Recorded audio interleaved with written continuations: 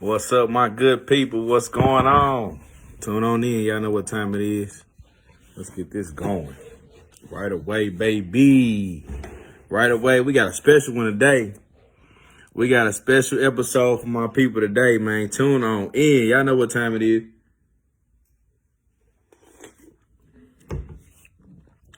James, what's the word, bro? How you doing, man? You tuned in, right? As soon as we got started, that's what I'm talking about.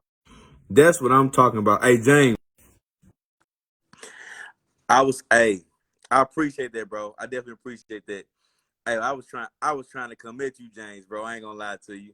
I wanted y'all boys to have to play. You know what I'm saying? Have to really, really cover out there. I know y'all boys nice with it, but I was trying to come with it. I'm trying to tell you. Well, I'm telling you, they took another L, man. I took a L. I did. I ain't gonna lie to you. I took a L. Man. I ain't man. Hey, Man. it's okay. Hey, sometimes it be like that, man. Hey, sometimes it be like that, bro. It be like, yeah, it do. It do. You know what I'm saying? So I did, but hey, it ain't gonna stop me though, brother. It ain't gonna Yeah. stop me. Josh, what's Yeah. the word, man? Coop in the bit. Hey, they falling in as soon as we jumped in. Cooper Jones, They, Cooper they, Jones, what's going on, my they boy? must know it's a holiday today. They must know, Willie Jack. I don't know what's going on. They gotta know. They gotta know. Willie Jack, how you doing, sir? Oh, yeah. Hey, living in your world, boy. Birthday, boy. Congratulations, man. Another year around the sun, trip around the sun, man. Happy birthday to you, bro. That boy said congratulations like I did something. Hey, hey, like hey. I accomplished something. Nah, bro. Hey, boy, you made it, boy. They wasn't guaranteed, boy. They wasn't guaranteed at all, man. I appreciate that, James, bro. Appreciate that. Ball, appreciate you, bro. Definitely appreciate y'all tuning in, man. Fall on in. They falling in for your boy. Let's go. Appreciate that, everybody. Appreciate that, everybody. Willie Jack. Hey, man, we ain't gonna keep holding them. You know what I'm saying? Ain't no Hey, sense go to ahead keep and get holding to them. it. Ain't no. Welcome to another episode of Let the Film Speak. I am one of your hosts, Chop. Here with my main man, Willie Jack, and y'all know what time it is, man. We bring in the same thing we bring to you every week. He already told you at the end of the episode last time, and in the middle of the episode, and in the beginning of the episode, where we're Talk going to about it. be at, what time we going to be there. You know what I'm saying? So y'all know what time it is. It's 7:05 right now. That means you should already be in your seats, have your brew pulled up. You know what I'm saying? Talk about it. Had a TV in the background on mute because you're listening to us, but the TV on mute, getting ready for this playoff game to come on or whatever else you watching. And y'all know what time it is. You know what I'm saying? If it's hockey you like to watch, So, the hockey playoff song. If it's NBA playoff song tonight. So, hey, you can't go wrong, especially when you got your boys talking NFL. We do this all year round. You know what I'm saying? This is what we love let's to do. do it. So, you know what we bringing to the table today, man. We got a big show for you today, man. Like we put out there already. We're going to be talking overs and unders, man. Overs and unders on some of these teams, the team success, how many wins, you know, so how many losses. We're going to go through that for you. We're going to stick with the NFC today. We're going to stick with the NFC. We're going to run through that list division by division and break it down for you guys. But before we go into that, of course, you know we got to always bring that news, man. We got to always bring that news. Like day on the news segment today. No huge news, but definitely some important things that we just want to touch on with you. First, the first order of business goes to the Cleveland Browns, man. They go ahead and lock up Jadeveon Clowney for another year. They re-signed him for a 1-year deal up to $11 million. Willie Jack, what's your thoughts on that one, man? Yeah, man, it makes sense. I mean, it feels like since they got Myles Garrett there, they've been trying to find like a consistent partner on the other side to book in with him. And so, like I said, Clowney, the same old story, man. When he's on the field, he's a very dependable run defender. He's a solid contributor to the pass game, but he's not going to set the world on fire as far as lighting up your sack stat sheet. But no, man, a very solid edge defender, man. And like I said, I like him partnered with Clowney, man. Two very special athletes. Both these guys, when they came into the league, did special testing and special numbers for their size. So two freaks, both on the edge, man. So it makes sense for both sides, I think. Got you. I'm on the same side of the fence as you, Willie Jack. I think Jadeveon Clowney had a great he did something great with Cleveland, or he was a great fit with Cleveland. That's what I was trying to say.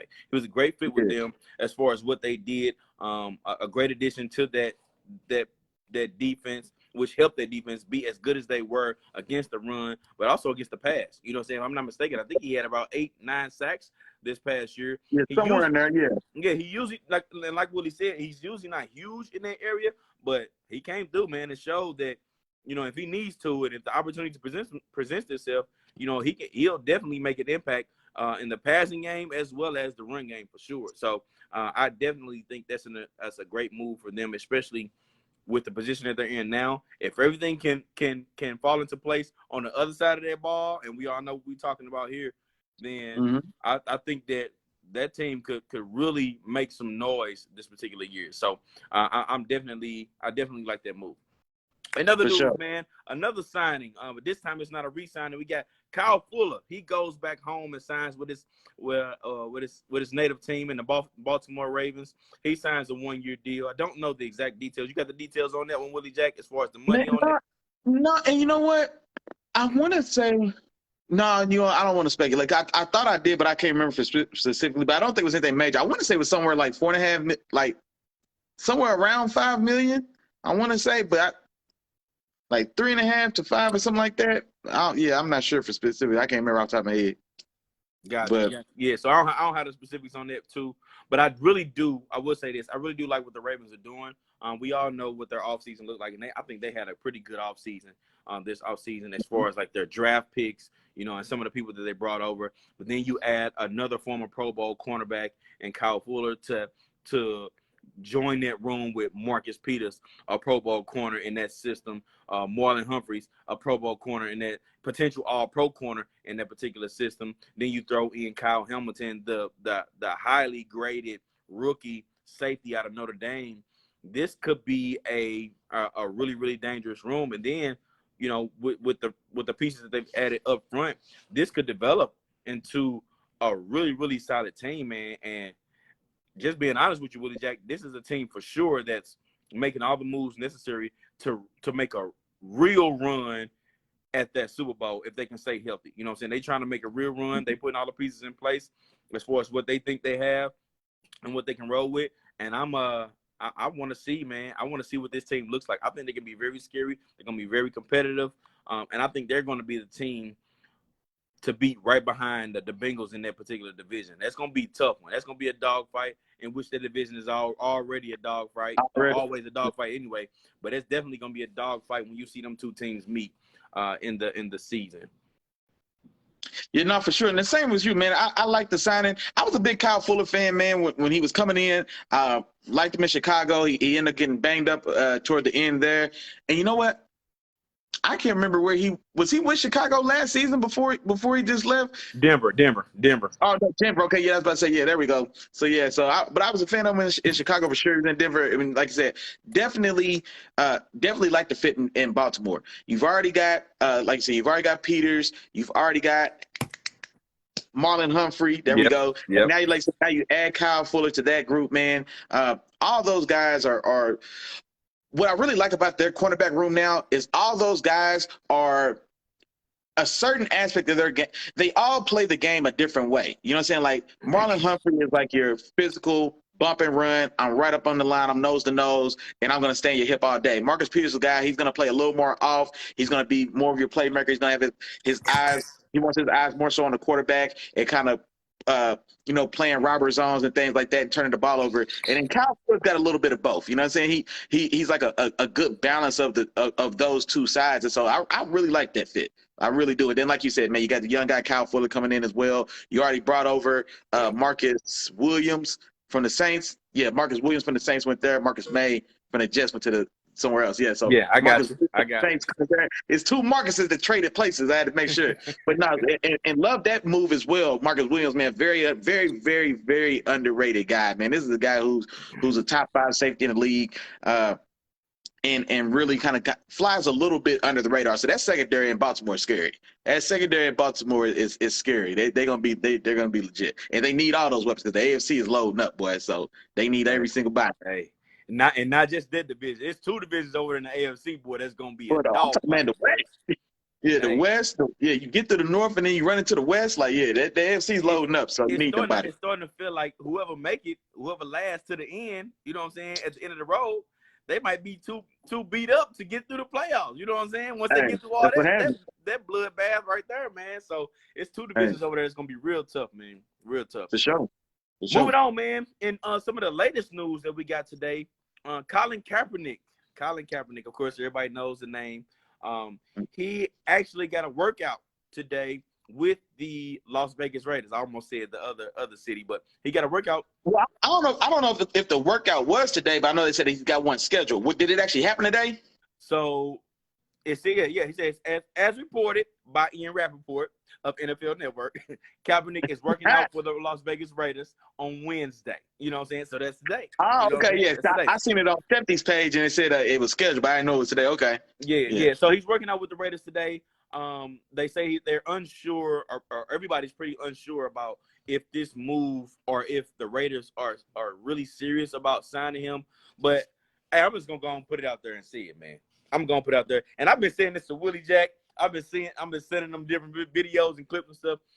Colin Kaepernick is definitely good enough to, if not be at least a backup, but for sure third string. Everybody keeps at least three quarterbacks on their roster, and he's good enough to be one of those spots.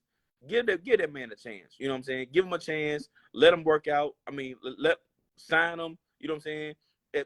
It's been this long. You probably don't have to sign him for a major deal. You don't have to sign him for a ton of money. But whatever he's it's gonna be a 1-year deal for sure. Yeah. So it's not a big investment. It's about time to let that man get a chance. Now, I'm unsure. It has been a few years since he's been in the NFL. I'm pretty sure he has some rust to knock off. But it's been long enough, man. And I feel like they've been doing this man dirty, you know, by not wanting to sign him for whatever reasons each of these teams have. Man, sign the guy. Sign him. Put him on the team.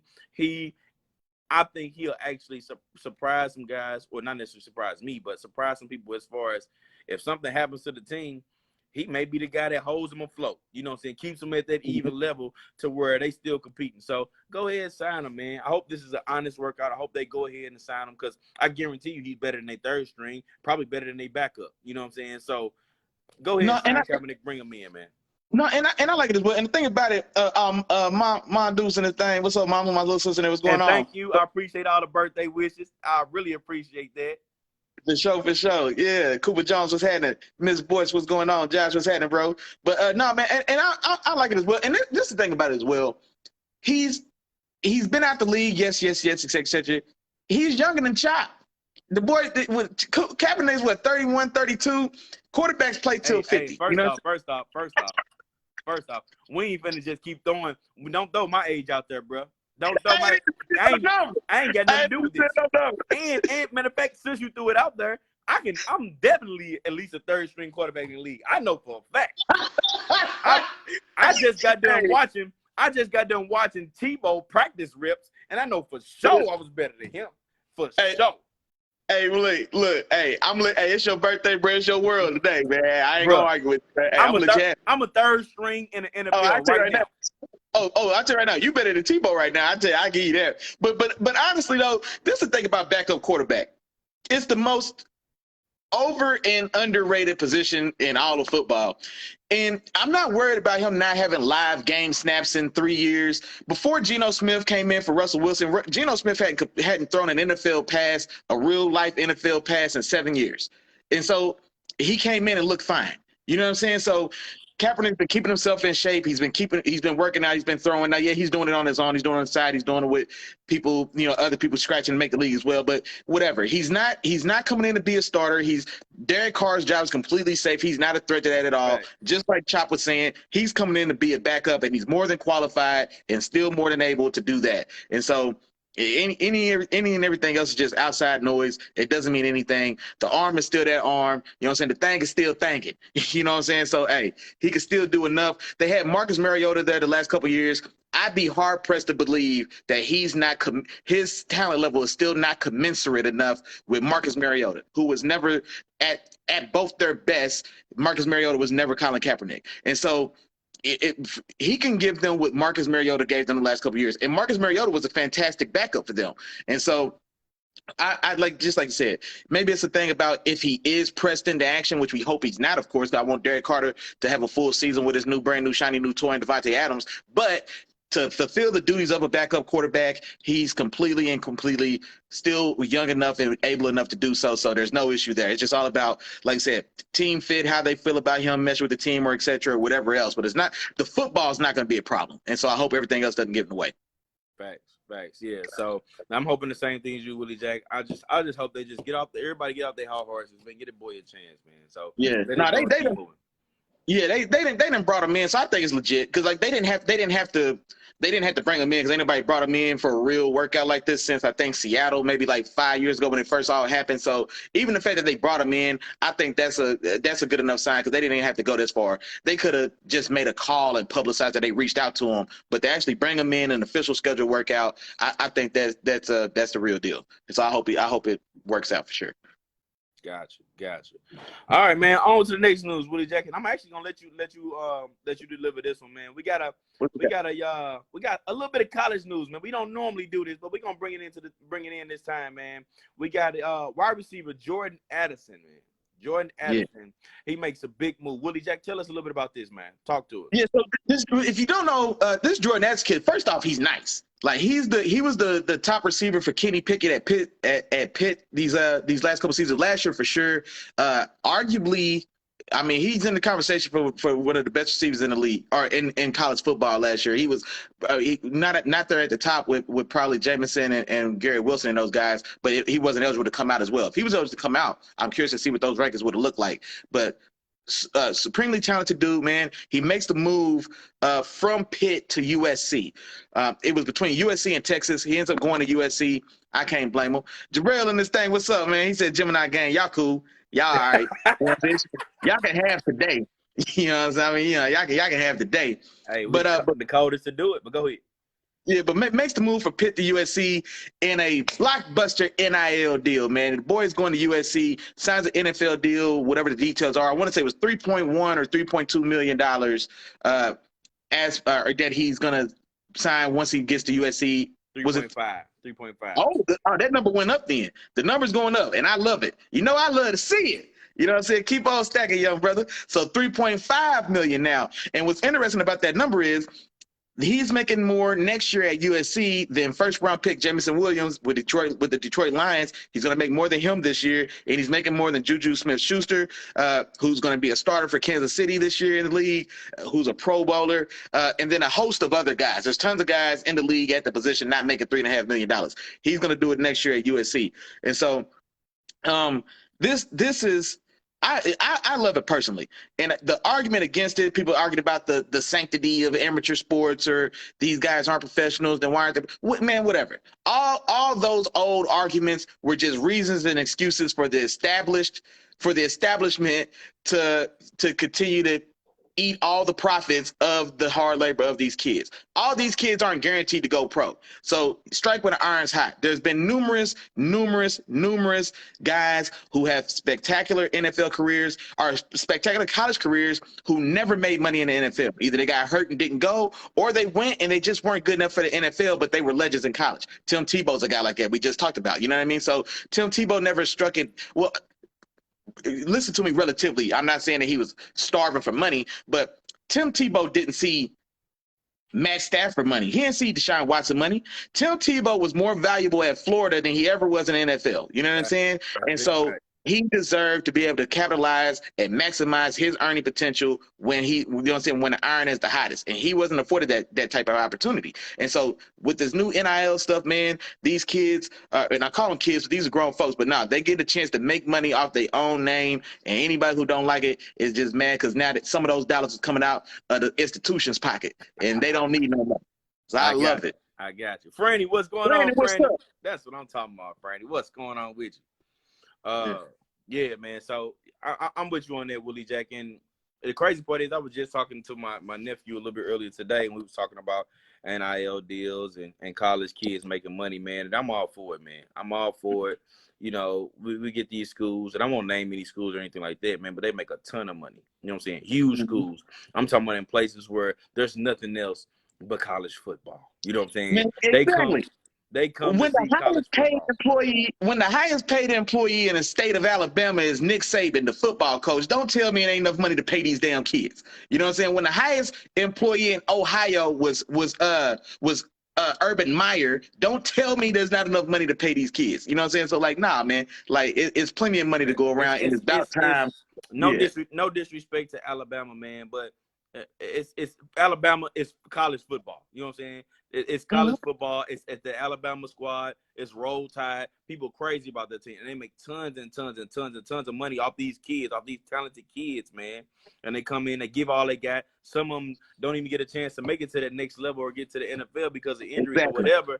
And you know what I'm saying? They don't stop Alabama. Alabama's program gonna keep rolling. You know what I'm saying? Exactly. So yeah. That's just what it is, man. But I'm happy for the kid, man. Go get your bread, man. Go get your money, you know, and keep doing your thing. But Willie Jack, that is the news, man. That is the news. So, you know, I'm gonna turn it over to you again, man. And I think it's about time you let them know. You know, I think it's about that time, man. And first and foremost, before Willie Jack get into this, y'all need to listen to him, listen carefully, and I need to follow directions. Y'all be listening, but y'all don't be following directions as well as y'all should. See, they be listening, but they don't hear me though. See, that be the problem. That's exactly what it is. They don't hear me though. See, So that's what's wrong with y'all. So pay attention as Willie Jack break this down for y'all. Willie, talk to him, bro. Man, look. Today's episode of Let the Film Speak is brought to you by the sponsorship. The Three Amigos, you hear me? That's like, that's share, that's subscribe, that's three the hard way, that's a 3-piece spicy, okay? That's like, share, subscribe. Three the hard way, 3-piece spicy. I said it twice because it sound nice, and I don't know if you was listening in the back. I heard Kiara and Jarrell in the back of the class talking about Gemini gang. I'm gonna have to call them to the front of the room. You feel me? Like, share, subscribe to Three Amigos. Call them up to the chalkboard, Willie Jack. Call them to the chalkboard. Hey, somebody finna come up here and point on this map and tell me where Let the Film Speak is. And I always want you to point at the top of whatever pyramid that there is that talks about football, because we sitting at the pinnacle of that. Do you feel me? Let the Film Speak. Like, share, subscribe to Three Amigos. Now that we got that out the way, see, this is where y'all keep messing up. Because y'all think y'all done made it. Y'all like, y'all share, y'all subscribe, and then y'all think y'all sick. You think you're good. No, you're not, though, my boy. No, you're not. You know what I'm saying? We tell y'all every time, you ain't did nothing but got in line. You ain't in the club yet. And you can't hate from outside the club, my boy. Like, share, subscribe, they get you in line. Now, after that, tell a friend. This is a vital step, bro. Like, share, subscribe. We appreciate y'all holding us down. But after that, we got to tell a friend. I don't want to discount step number one. Chop don't either, because that's important. But telling that friend, bro, that gets us to the next level, and we lead that. Because when we go up, y'all go up, because y'all with us. So help us help you to help us. Tell your friend. But that ain't enough either, because some of y'all come through. Some of y'all tell a partner. You know what I'm saying? Shout out to my dog Skinny. He might not be in there right now. Shout out to my dog Skinny, man. He tell a friend. But then you got to tell your friend's friend to tell a friend. You see what I'm saying? That's the part you ain't missing. Tell your friend to tell a friend, tell your friend's friend to tell his partner to come on down to Let the Film Speak every Wednesday at 7 o'clock to get your head busted on some of this football knowledge that you ain't know about, or some of this stuff you might have knew about, but you ain't heard it like us, so you need to come here anyway. And then also, one more time, man, I want to say this, man, before we go too far. Shout out to my dog Chop, man. My dog Chop, the boy that turned 47, man. He looked good as hell for his age, boy. You ain't never seen nobody. You made me drop my phone for a minute. Hold on, bro. Hey, my dog. Hey, you thought it'd be a touching moment, didn't you? Hey, it was only been a couple hours. I went from 40 to 47. Jeez. Hey, well, your age is like spoiled milk. You understand me? Hey, but nah, man, shout out to my dog Chop, man, on his birthday, man. What better way to bring in Chops, you know what I'm saying? What better way to bring in a new year of Chops life than right here with the gang, man, right here with the Let the Field Speak, man, Wednesdays at 7 o'clock. Chop could have been doing anything else. You know what he's doing, though? He right here. Because we here every Wednesday. That's right. At 7 o'clock. Y'all know what's going on. Holla at your dogs, man. Like, share, and subscribe. Tell your friend. Tell your friend to tell a friend. Tell your friend's friend to tell his partner. Bring everybody through the crib, man. Holla at your dogs and let the field speak, man. Yeah. Back to the regular scheduled program. If that ain't gave you a reason to share, man, I'm here with y'all, man. It's my B-Day. I know a couple places I could be. You know what I'm saying? I know a few things I can have in my hand right now. I mean, I probably do. That ain't none of y'all business. But anyway. There you go.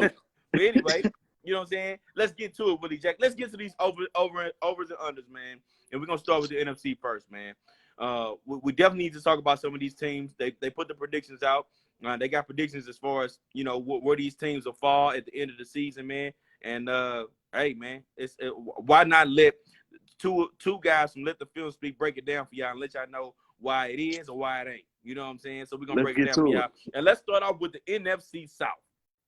Now I know Willie Jack is a well, you're not necessarily a fan, but you really like how these Bucks laid out. So we're gonna start with the Bucks. And they got the Bucks at 11.5 games, man. Over or under, tell me what you think and tell me why. Oh, okay. I can tell. Well, I ain't gonna lie to you, boy. I don't know what the Bucks gonna do, but I can tell you what Tom Brady gonna do. Tom Brady good for 12 games. Tom Brady good for 12 games. So I'll give me the over, man. If the and this, you know what? That was a real good line. That 11.5 on those Bucks. 10.5 would have been too easy. That's an easy 11. Yeah. But 11.5 that make you get off the fence, it make you think a little bit more. It really do. It make you earn that money. But honestly, man, I think the rest of this NFC South, he's gonna sweep. He's gonna sweep the Panthers. He's gonna sweep the Falcons. That's 4 right there. New Orleans been having Tom's number for some years. Maybe he gets one of them. Maybe he don't. But yet and still, he starts with 4. He needs 8 more from the remaining. How many? 13 more games to get 8. Tom could go 8 for 5 against the rest of this league. I'm taking that, man. That's good money. The smart money says Tom's gonna get it done, man. So I'm betting. I'm riding with Tom Brady, man. Give me the over on Tom Brady now. Okay. And I actually, Willie Jack, I went the other way, but barely. The other way, but barely. You know what I'm saying? Look, I got some overs, I got some unders, I got some overs, but barely, and some unders, but barely. And I'm gonna go under, but barely, because I see them getting 11. I can see them going 11 games and coming away with 6 L's this season.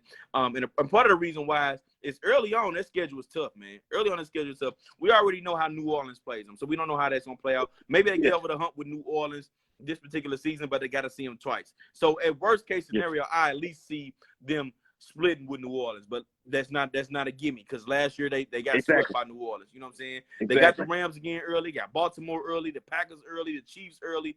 That's tough, man. That's a tough road. That's a tough and play. Part of the reason why I say that, now first and foremost, the Bucks got 13 games last year, right? And I think if anything, the Bucks lost some key pieces. One was that piece towards the middle of that offensive line. They lost one of their better offensive linemen, interior offensive linemen, to the Bengals, and then they also lost AB. AB and that interior offensive lineman, I think, are going to be huge. Or I ain't gonna say huge, because I still think they are a playoff team. They're gonna be bigger than what people think, though. You know what I'm saying? Because you lose one of those good interior offensive linemen, that means pressure up the middle. You know what I'm saying? And as they always say, now don't get me wrong, this is a cliche thing, but they always say pressure up the middle is how you stop Tom Brady. You know what I'm saying? But that's how you stop any quarterback, honestly. You know what I'm saying? Pressure up the middle, in your face. That's one of the worst places to get pressure from, is up the middle. You know what I'm saying? So I think that's going to be a tough loss for them. And then having AB, that other guy that if you leave him one-on-one, he's going to get open. You know what I'm saying? And regardless of what people have to say about AB off the field, when that guy was on the field and you leave him one-on-one in coverage, especially with those other weapons in Godwin and Thomas, not Michael Thomas, Evans, he gets open. You know what I'm saying? He was a security blanket. You also lose a guy. Now, he was towards the end of his career, but he was a guy that Brady was really familiar with, and that's Gronk. You know what I'm saying? So I think that's really going to play a bigger role than people think on this particular team. So that's why I got them at 11. Like I said, under, but barely. They got them at 11.5. I don't quite give them 12, so I see them sitting right there at 11. I think that playing the Saints is going to be tough, and early on, their schedule is going to be tough for them. So I got them sitting at 11 games, right under the 11.5 mark. So that's where I got them. So we talked about them a little bit, man. A tough team in the division. Let's go over to New Orleans, man. Let's talk about the Saints. You know what I'm saying? And I guess I'll jump on the Saints first. Go ahead. They were sitting at 7.5. I got them at over. I got them at over because I honestly think that the Saints could come away with 9 games this particular season. You know what I'm saying? Now, they won 9 games last year, okay? And for me, they got better. Point blank, period. You know what I'm saying? They got better. They first off, they was out without Michael Thomas the entire year. You know, Michael Thomas wasn't there. So you talk about having Michael Thomas back. Then you draft Chris Suave Alave. My bad. I was about to call him by his regular name. I was about to call him by his government. But no, Suave Alave. Yes, sir. Then you bring over Jarvis Landry, you know, already established receiver. Then on the defensive side of the ball, you bring over Tyrann Mathieu. You know what I'm saying? One of the better safeties. Add to an already scout unit anyway. So with all those guys you bring in, I think that we've already talked about this defense possibly being could be the best defense in the league. Then you add some more of those weapons. If they can keep Jameis Winston in check, keep him from throwing turnovers and costing games, this team could very well be a playoff team. You know what I'm saying? And be in that mix, when we get to week 15, 16, 17 of the season, you know what I'm saying, to be right there in some of those last few spots. So I got the Saints winning at least 9 games. And I honestly wouldn't be surprised if they pull off 10. You know what I'm saying? So that's 10-7. They got 17 games now. It's no more 16-game season. 10-7, I can see that. You know what I'm saying? That's not as good as people think, but it's definitely above average. So I see them going above that 7.5, that 7.5. No, I ain't gonna lie. When I saw the 7.5, they won 9 games last year, and the line set this year at 7.5. And my first thought was like, that's freebie. Like, I might have to go place that bet for real, because just like you said, the first thing I said when I seen the 7.5, they won last game last year, I was like, okay, they got better. You know what I'm saying? Like, they revamped the entire wide receiver room. They got 3 new starters at receiver this year. You know what I'm saying? Michael Thomas wasn't there last year. Jarvis Landry wasn't there last year. Chris Olave wasn't there last year. They got 3 new starters at receiver. You know what I'm saying? You improve, or you – I don't know how much I can say as far as improve, because Marcus Williams, I think, was probably playing better ball than Tyrann Mathieu was last year. So Marcus Williams leaves and goes to Baltimore, but you bring Tyrann in, and also they play the game a little differently anyway. Tyrann's going to be more moving around underneath Robert zones and matching up, whereas Marcus was playing more so just traditional free safety. You know what I'm saying? So he's doing a little different thing, but I think there's not much, if any, drop off, or not much drop off, but they're gonna strengthen the game another way with Tyrus. So anyway, I say all that to say that defense is still just as good as it ever was. Cam Jordan is still there. Cam Jordan is one of the, I don't want to say underrated, because he's a Pro Bowler, he's an All-Pro guy, but he's still a guy that, like, when you start talking edge, if I feel like he's not a guy that everybody talk about first.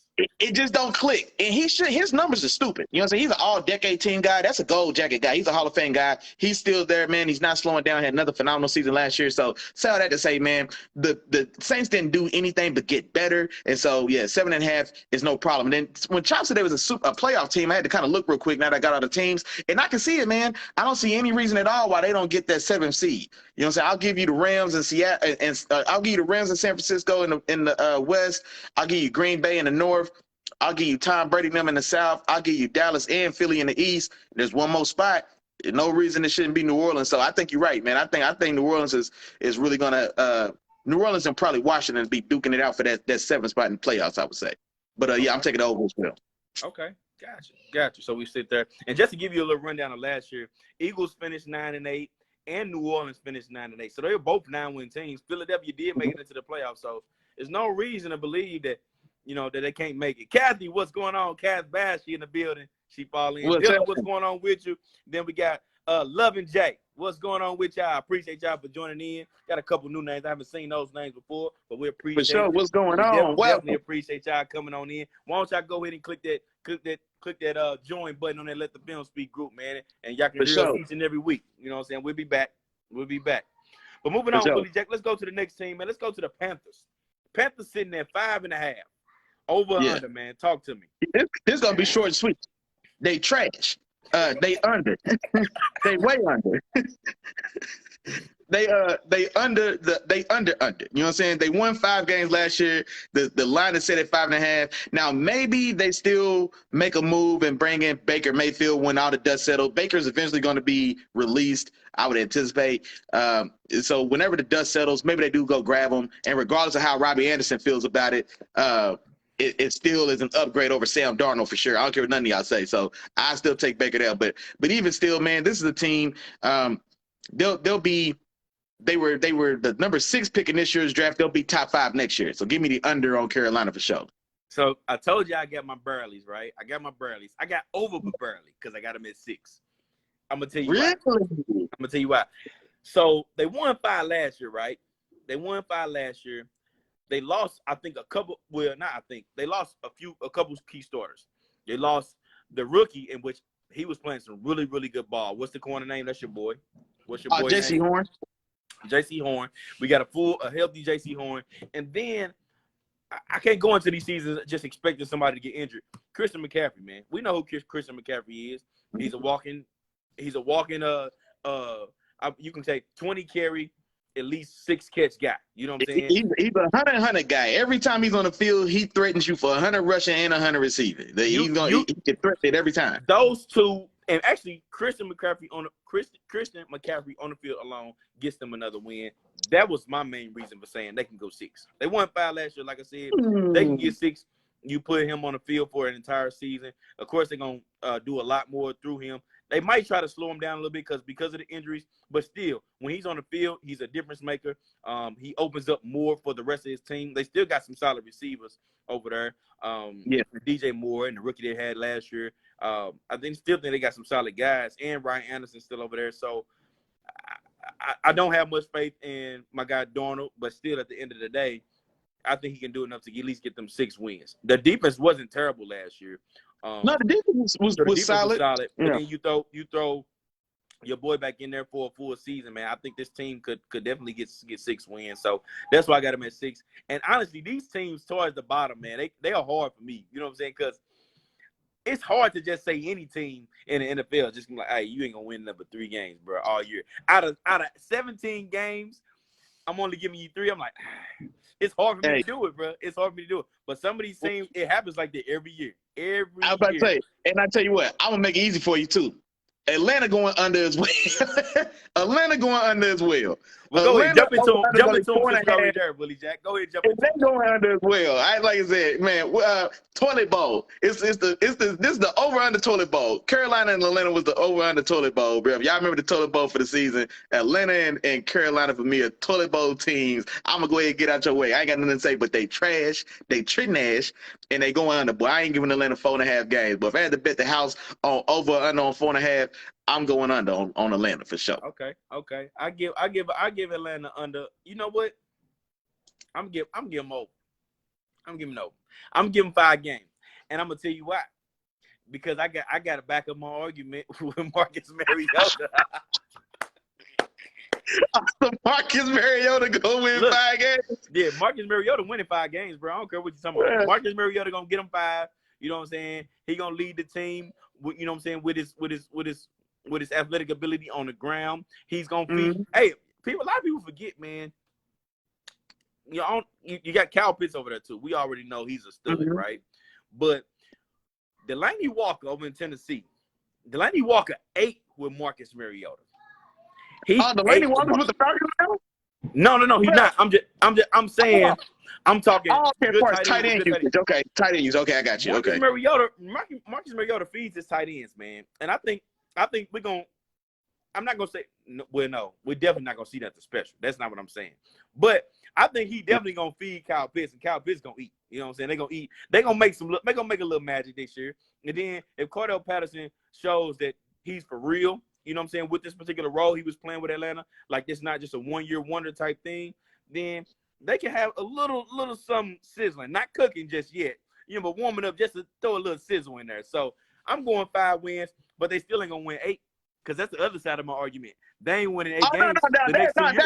That was a Matt Ryan argument. Matt Ryan gone. Yeah, that's over with. Yeah, no, that was the Atlanta Falcons argument. I told you they wouldn't win 8. No, it was a Matt Ryan argument. You said Matt Ryan was done. No, that was a Matt Ryan argument. But no, and one thing I will say about Atlanta that I forgot, Drake London, the first receiver drafted this year, got drafted number 8. So I am curious to see how he does and performs. I don't know how well he's going to do or look with Marcus Mariota throwing the ball, but I am anxious to kind of see him. And then they have a nice foundation there, just or at least as far as just in the pass game weapons, man. Kyle Pitts and Drake London, some young guys sitting there ready to grow and develop, man. They're going to take these lumps these first 2 years until Atlanta gets a real quarterback over there. But then at that point, man, they made the future is going to be brighter if they keep building pieces. And in my opinion, too, just watching them last year, they look like a well-coached organization, too. They were well coached last year, in my opinion. They look organized. They had things together. They didn't have the bloopers that you've seen some of the other teams make towards the end of games where it comes to clock management. things like They that. lost a couple really close games, like one possession games, or yeah. So they were right there in the mix. Yeah, so and that's what also got them a couple of those wins over some bad teams. I remember the London game specifically against the Jets. The Jets were just it was some bad coaching decisions. It was either them or the Jaguars. They might have played the Jaguars, but the Jaguars I think were badly coached in that particular game, and Atlanta Falcons being the better coach team came away with that W. So yeah. I got 5 wins for Atlanta, man. I got 5 for Mariota, bro. 5 for Mariota. You know what I'm saying? Man, hey, that'd be incredible to see, boys. I don't see how they're gonna do And it. I'm gonna call it. One gonna be against your boy Winston. I'm saying it right now. I'm calling it, bro. One gonna be against your boy. That might be the only one they win that year. Then, boy, they beat those Saints. If Marcus Mariota beat that Saints defense, boy, hey, look, they cashing out the lottery ticket. That's the only one they got. I got you. On to the next division, man. Let's go over to the NFC East, man. Let's go to the East, where we got the Cowboys, Giants, Eagles, and Commanders. We got to get used to saying that, man. Got to get used to Man, they're going to be the football team when I talk about them, boy. The Washington football team. Y'all shouldn't have got me used to saying football team last year. I ain't letting it go, man. Football team it is for your boy. All right. But let's start with the Cowboys, man. The Cowboys sit at 10.5. 10.5 on the season, and I'm going just under, man. Under but barely. I give them 10-7 on the year, man. I don't see this team. First and foremost, the offense of this team is what I'm truly worried about. You know what I'm saying? I haven't been sold on Dak Prescott since the whole debacle with him and Tony Romo. You know what I'm saying? I haven't been sold on him. Now, is he one of the better quarterbacks in the league? Yeah. Was he better than Tony Romo in my eyes? No. But that's a different argument. But either way, yeah, that's a different circumstance, man. The injuries and it was a lot. It was a lot going on. Yeah, it was a lot going on. Yeah, so it was a lot going on. So in my opinion, I'll say this. You know what I'm saying? I've seen inconsistencies with Dak Prescott year in and year out. You know what I'm saying? Including last year, where you know what I'm saying, we started off the season and that shootout with the Bucks, and to me that was, oh man, he gonna be nice. You know what I'm saying? But then he had some inconsistencies where he didn't play as well, and primarily it was when Amari Cooper was out. Now Amari Cooper is no longer on his team, so that's one thing that worries me about the Dallas Cowboys offense is that their man beater is gone. You know what I'm saying? So now you got CeeDee Lamb. He has to step up into a new role, which also forces Michael Gallup to step up in a new role and be a true number 2 receiver. And CeeDee Lamb has to step into that true number 1 receiver role. Well, now one thing I'll say about that real quick, I don't think it's a change for Gallup because he's been the number 2 because he was the number 2 to Cooper, so he's still in the number 2, and I think he's solid in that role. But I think, like you're saying, it is going to be a big. You don't think CeeDee Lamb was the number 2 this past year? The number 2. Like this past year, then CD, but then CD was also out. They were all kind of injured and traded, being in and out together. But I'm saying before CD got there, Gallup was still the number 2 for I think 2 seasons anyway. So he's been well versed in that 2 role. CD just came up and kind of more so started to supplant him as the second option. But even when they all 3 were on the field, they played CD more so in the slot, and so he's still lined up. Honestly, he's still lined up. Primarily as the egg, or you know what I'm saying, on the left outside anyway. So I don't think his role more so changes much more. I think the bigger responsibility is definitely, like I said, on CD to really step fully into that number 1 role and see how he does. Gotcha. But I guess my whole point is there'll be more responsibility on him just for the simple fact that with Amari Cooper gone, I don't think CeeDee Lamb is the man beater that Amari Cooper is. So I think it's going to make things harder on each of the receivers. You know what I'm saying? I think both of them receive a little bit more attention, and they're going to have to step up. They're going to have to play better. Both are going to have to improve from last year for sure and play a little bit better. Also, Ezekiel Elliott, man, he hasn't shown that he's anywhere close to what he was a few years back when he was a 1,500-yard back. You know what I'm saying? And getting those touchdowns.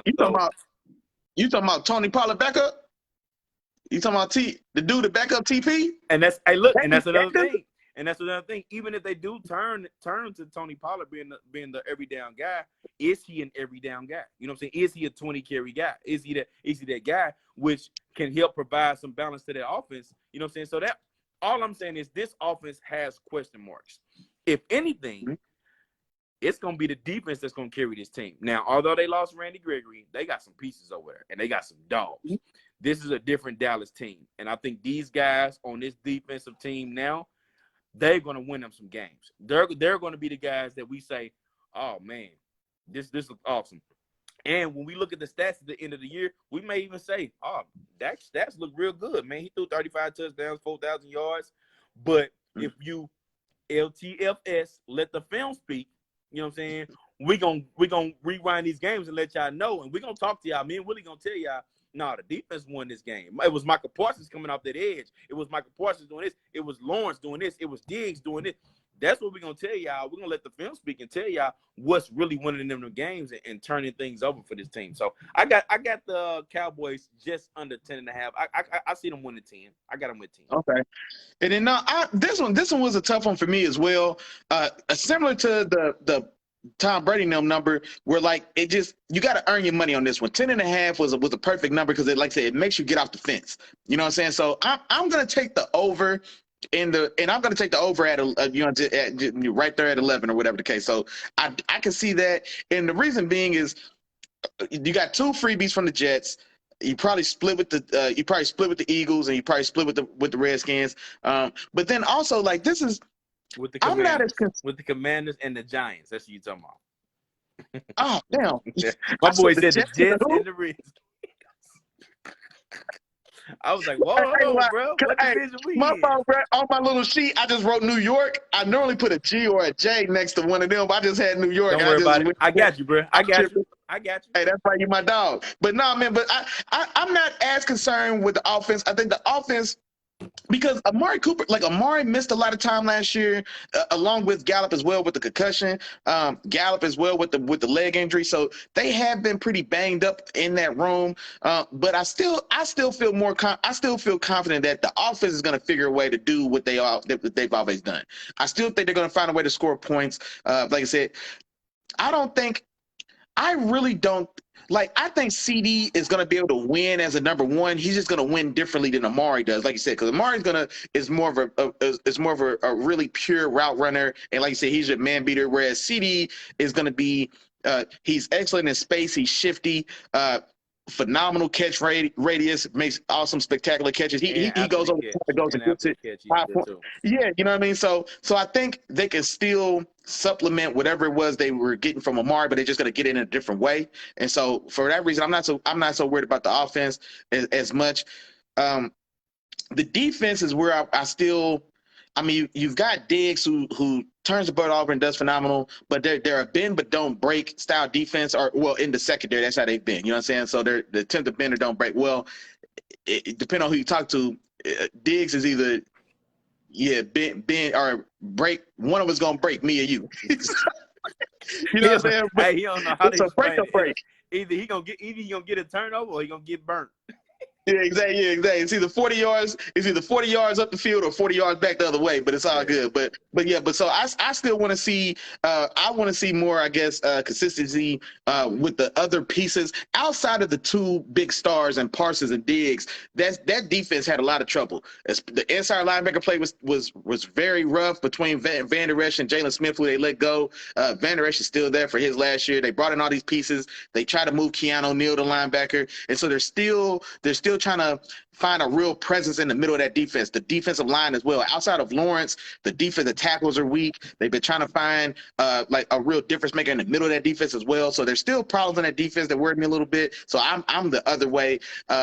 It's so much pressure on Parsons and Diggs to really make those plays and turn the ball over to keep that defense, to keep them as a competitive defense. I'm thinking, man, if Parsons doesn't make half those turnovers he does, or Diggs doesn't, this defense looks a lot better. There's a lot of those wins. 12 wins last year could be 9. But like I said, I'm still gonna take the over. I'm gonna give them 11. I'm gonna still give Dallas credit for being a regular season front runner until they, you know what I'm saying, lose it or choke in the playoffs. So I'll give them the 11. And now that the more you talk about it, I think I might have them at 9 games, not even 10. You know what I'm saying? Just thinking about it, because I just see it's the same. It's the same inconsistencies that they have, man, and a lot of the inconsistencies, man, cause them to lose more games than what they should. But we'll see. We'll see how that goes, man. We'll see how it plays out, and we'll see where they go. Now, correct me if I'm wrong, Willie Jack. Let's go to the Eagles, man. And my numbers may have been off a little bit, but I think I got the Eagles at 8.5. Is that right? Is that right? It don't seem right to me, but is it right? Well, that seems like free money, don't it? Hey, It sounds like it to me. It sounds like it to me. So, give me your over under, man. What's up? Hey, Jarrell right on time, bro. Jarrell to put them birds in the chat, man. He's an Eagles fan. Man, hey, I'm going to over. That 8.5 for the Eagles feel like free money. That 8.5 for the Eagles, that 7.5 for the Saints. Man, both those feel like free money to me, man. The Eagles didn't do nothing but get better. The Eagles and the Ravens may be as far as offseason, the Eagles and the Ravens had two of the better offseasons around the league. A.J. Brown, I really think, is going to be tremendous for this team.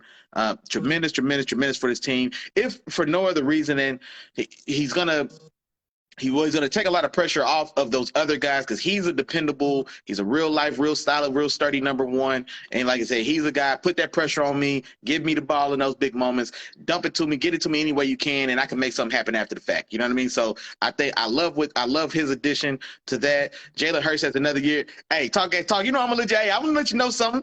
Jayla Hirsch has another year.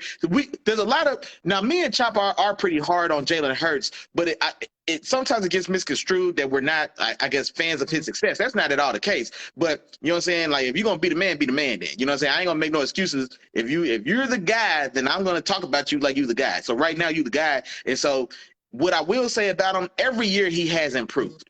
He's still not where I want to see him as far as his consistency or reliability when he's got to just throw the ball, but he has improved year over year. And one thing that anybody who pays attention to the Eagles or is a fan of theirs will tell you, people will tell you there is nobody who is going to work harder than Jalen Hurts on that team. This is a guy who knows his deficiencies.'s not running from them. He's not hiding from them. And this is a guy who's dedicated to putting in the work to being the type of player that we all want to see him be. So I'll give him credit there.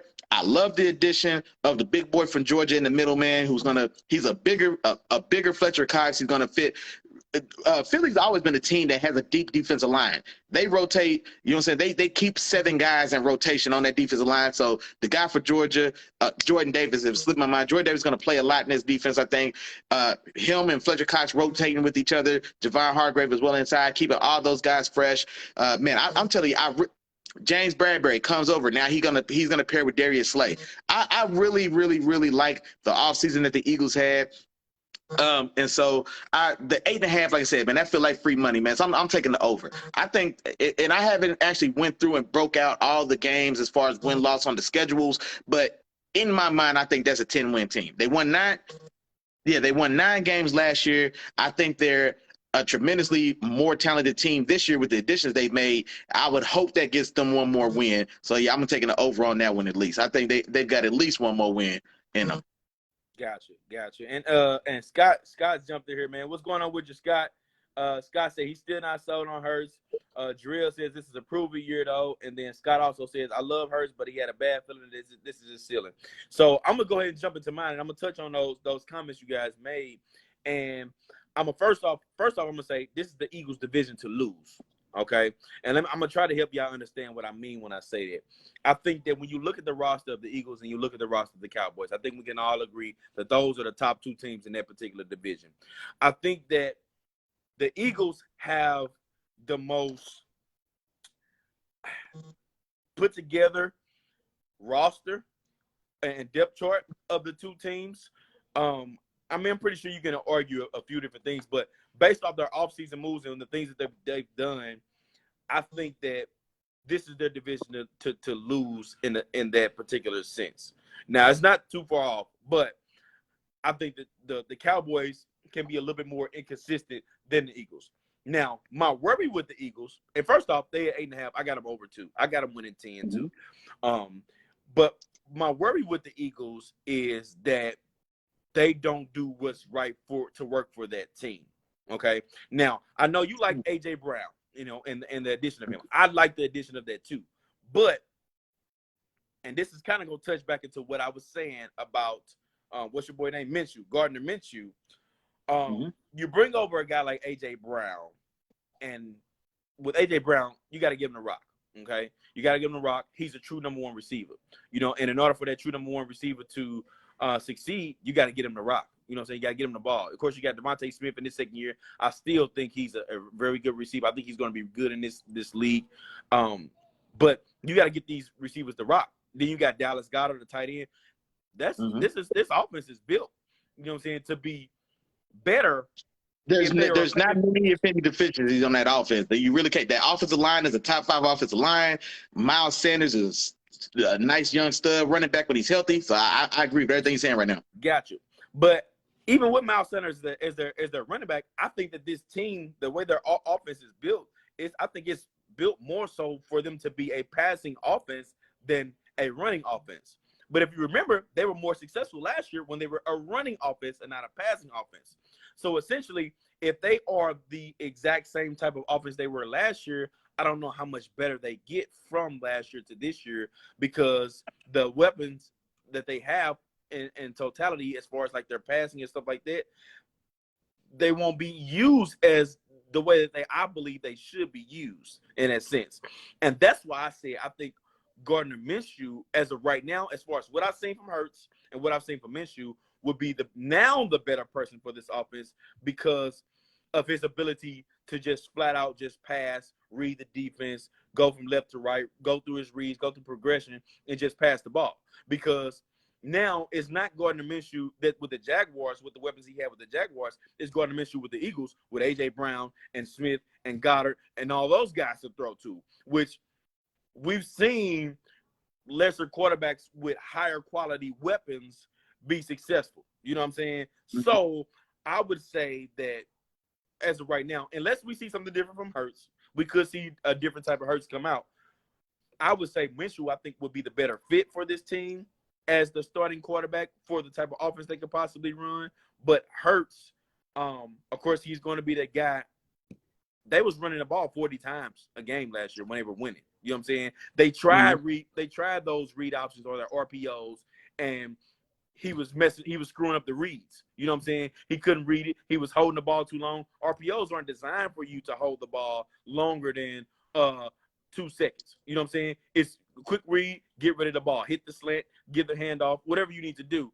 But he wasn't doing it correct. They started off struggling. Then they said, you know what? Let's pound it. Let's bring Jordan Howard in.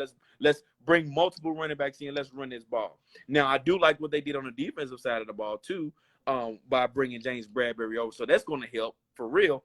But I'm just worried about the way that they're going to run this offense, not necessarily what they have in place, but how they're going to run it and how Hurts is going to look in this particular offense. So that's my major concern. But overall, I definitely got them over 8.5. I can see them.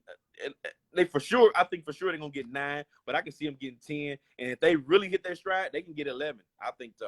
Yeah, I think 10 wins is more like that over under honestly could have been 10.5 as well, if you ask me. That might have been a little strong, but even if you are even at 9.5, I'd have definitely still took the over. I think 10.5 would have made me, you know what I'm saying, that 10.5 would have been hard money. But 8.5, that's free money all day. Yeah. And Scott says he disagrees. He says they're set to be more of a run-pass balance team. And then he also says Hurts has a higher ceiling than Minshew. On the run-pass balance team thing, I don't necessarily agree with that, because I don't think Sanders is you can run the ball 20 times a game with him. You know what I'm saying? You've been wrong about Miles Sanders for a long time, bro. Miles Sanders, he got injured, but Miles Sanders is a do-it-all back, bro. Miles Sanders is a do-it-all back, explosive, long speed. He can run between the tackles. He just got banged or nicked up, but. The balance part, I'll agree that they are going to be more balanced, because last year's receiver room was despicable. Jalen Reagor has, you know what I'm saying, played his way out of Philadelphia, and if he's not careful, he done played his way out of this league. It's been very, very rough for him in his first 3 seasons. I want to say 3 seasons there. J.J. Arcega-Whiteside, the big, tall, big body guy they drafted out of I think Stanford a couple years ago can't even get on the field. Then you got Devonte Smith last year as a rookie, and so it wasn't bad, but didn't blow the doors off the building. You know, it wasn't Justin Jefferson, it wasn't Jamar Chase, but not everybody has to. So I'm not out on Devonte Smith at all. That I think he's still going to be a very special talent.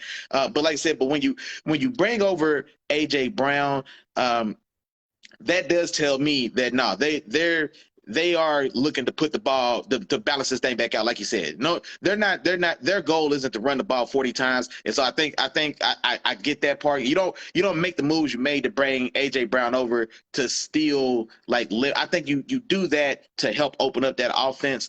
And so now here's another thing about AJ Brown as well. He's not necessarily of volume receivers. Like some receivers need 20 targets to really start to eat. You know what I'm saying? Or well, not 20 is excessive, but you get what I'm saying? Like some guys just need touches early and often to really get a rhythm. AJ Brown is coming from Tennessee, where much like what you were saying about Philly, they run the ball 40 times a game, and then he's got to capitalize on the more so limited opportunities he does, and he does so. And so even if they do run the ball more than probably than we're wanting them to going forward, he can still produce because that's what he's done in Tennessee. Is still being able to give you number one level production, even though it's second fiddle to a very dominant run game. So I think that's why I love that move that's why I really love that move for Philadelphia. You know what I mean? Yeah. So and I'm gonna clear one thing up, because I don't want y'all to think that I think that Miles Sanders is not talented. Miles Sanders is definitely talented. You know what I'm saying? But I think that if you're looking at the scale, if you got a Jonathan Taylor and an Alvin Kamara, I think he's closer to an Alvin Kamara than he is a Jonathan Taylor. Meaning Miles Sanders is not going to hit you like his bread and butter. You're not going to want to give him the ball, like I said, 20, 25 times a game. You're going to want to give him the ball. I say 15, and you're going to get him some catches out the backfield. You pound him like that, and we're going to start to see him get banged up again, and then we're going to start wondering, what's going on? I think he's talented, but he's just getting banged up. Nah, man, I think that Sanders is very talented. You give him that rock, he can make some things happen. He can score. You know what I'm saying? He's one of the guys, if he has the ball in his hand, he can score. But at the same time, there's still a difference between a guy that you can pound a rock with. You know what I'm saying? To me, a balanced offense is I can do equal of both. With the way their offense looks, I think you would want to pass a little bit more with what you got. That's what I'm saying. That's all I'm saying. Yeah. Okay. So, okay. I feel. Yeah. I feel you. Who's next in this thing? Man, let's go to the football team, man. Let's do the football team. Okay, let's go to the Commanders, man. Let's go to the Commanders. To the Commanders. So right now we got. And correct me if I'm wrong, Willie Jack. I don't want these numbers to be misconstrued. They got them at 7.5. You know what I'm saying? They got them at 7.5. Is that right? Is that what you got? Yeah, 7.5 is what I show as well. Okay, so tell me over or under, man, and tell me why. What's going on? Man, and you know what? I'm not gonna lie. This one was a hard one for me because I think this line was set just right there, just enough to make me uncomfortable. You be honest, because if you told me this was a 7-win team, I believe you. If you told me it was an 8-win team, I believe you. I don't have that much faith in Carson Wentz at all. I was on Carson Wentz. I was on his bandwagon last year, going to the Eagles, leaving the Eagles and going to the Colts. I was convinced, man, the Eagles just beat Wentz down. He's going back to his old coach. So I was riding. You know what I mean? Completely let me down. And not just me. The coach couldn't wait to ship him out of there. And this is the coach that was there with them when he was an MVP candidate and would have been an MVP winner had he not got himself hurt in their Super Bowl year. They couldn't wait to ship him out of there. If you pay attention or listen to reports, etc., they're not shy about talking about how disappointed and how he just was not the guy they wanted, the guy they went out and paid for when they traded for him from Philly. So he goes to Washington. I do think he's going to be an improvement in what they had last year for sure. Of course, everybody knows, man, I absolutely love Scary Terry as a player. That defense is still pretty stout. I'm gonna say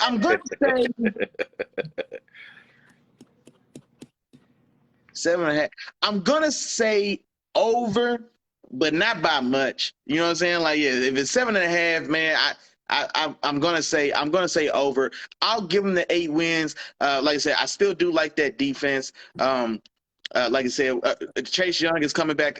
He was injured last year. He had a bit of a sophomore slump, but this is a guy supremely freak talented in a league that is full of athletic freaks and at a position that is full of athletic freaks. Edge defender may be the most pound for pound, the most athletic position in the league. There's guys 6'5", 270 pounds running 4.4s. Like, it's crazy the type of athletes you got at that position in the NFL right now. And in that room, he's one of the freakiest athletes in that room, in that group. And so, like I say, he had a little sophomore slump, and then he got injured. But he's coming back, and so I expect him to have a bounce back year and kind of get himself back on track to to be the player that we all expect him to be. Like I said, so I'm going to take the over on this one, but just slightly. So I'm going to use some of my Eagles winnings on they over to go ahead and be a little risky on this football team. That's what I'm going to do. I'm going to give them the over, though. Okay. All right. And I'm going to go under on the Commanders, man. I'm going to go under. I just don't know what to think about this team, man. They got a lot of the same pieces. I think they're still gonna be a little bit feisty, man. But I just think when you look at the divisions and the teams that they're gonna play, I think a lot of people got better. The Washington Commanders was a team I didn't think got better. You know what I'm saying? I think if anything, I would say they stayed the same. Now, having Chase Young back, of course, that's going to help them out a lot. You know what I'm saying? It's going to help them, but not enough to where I think they're going to be, it's going to make a huge difference. Carson Wentz coming over. I'm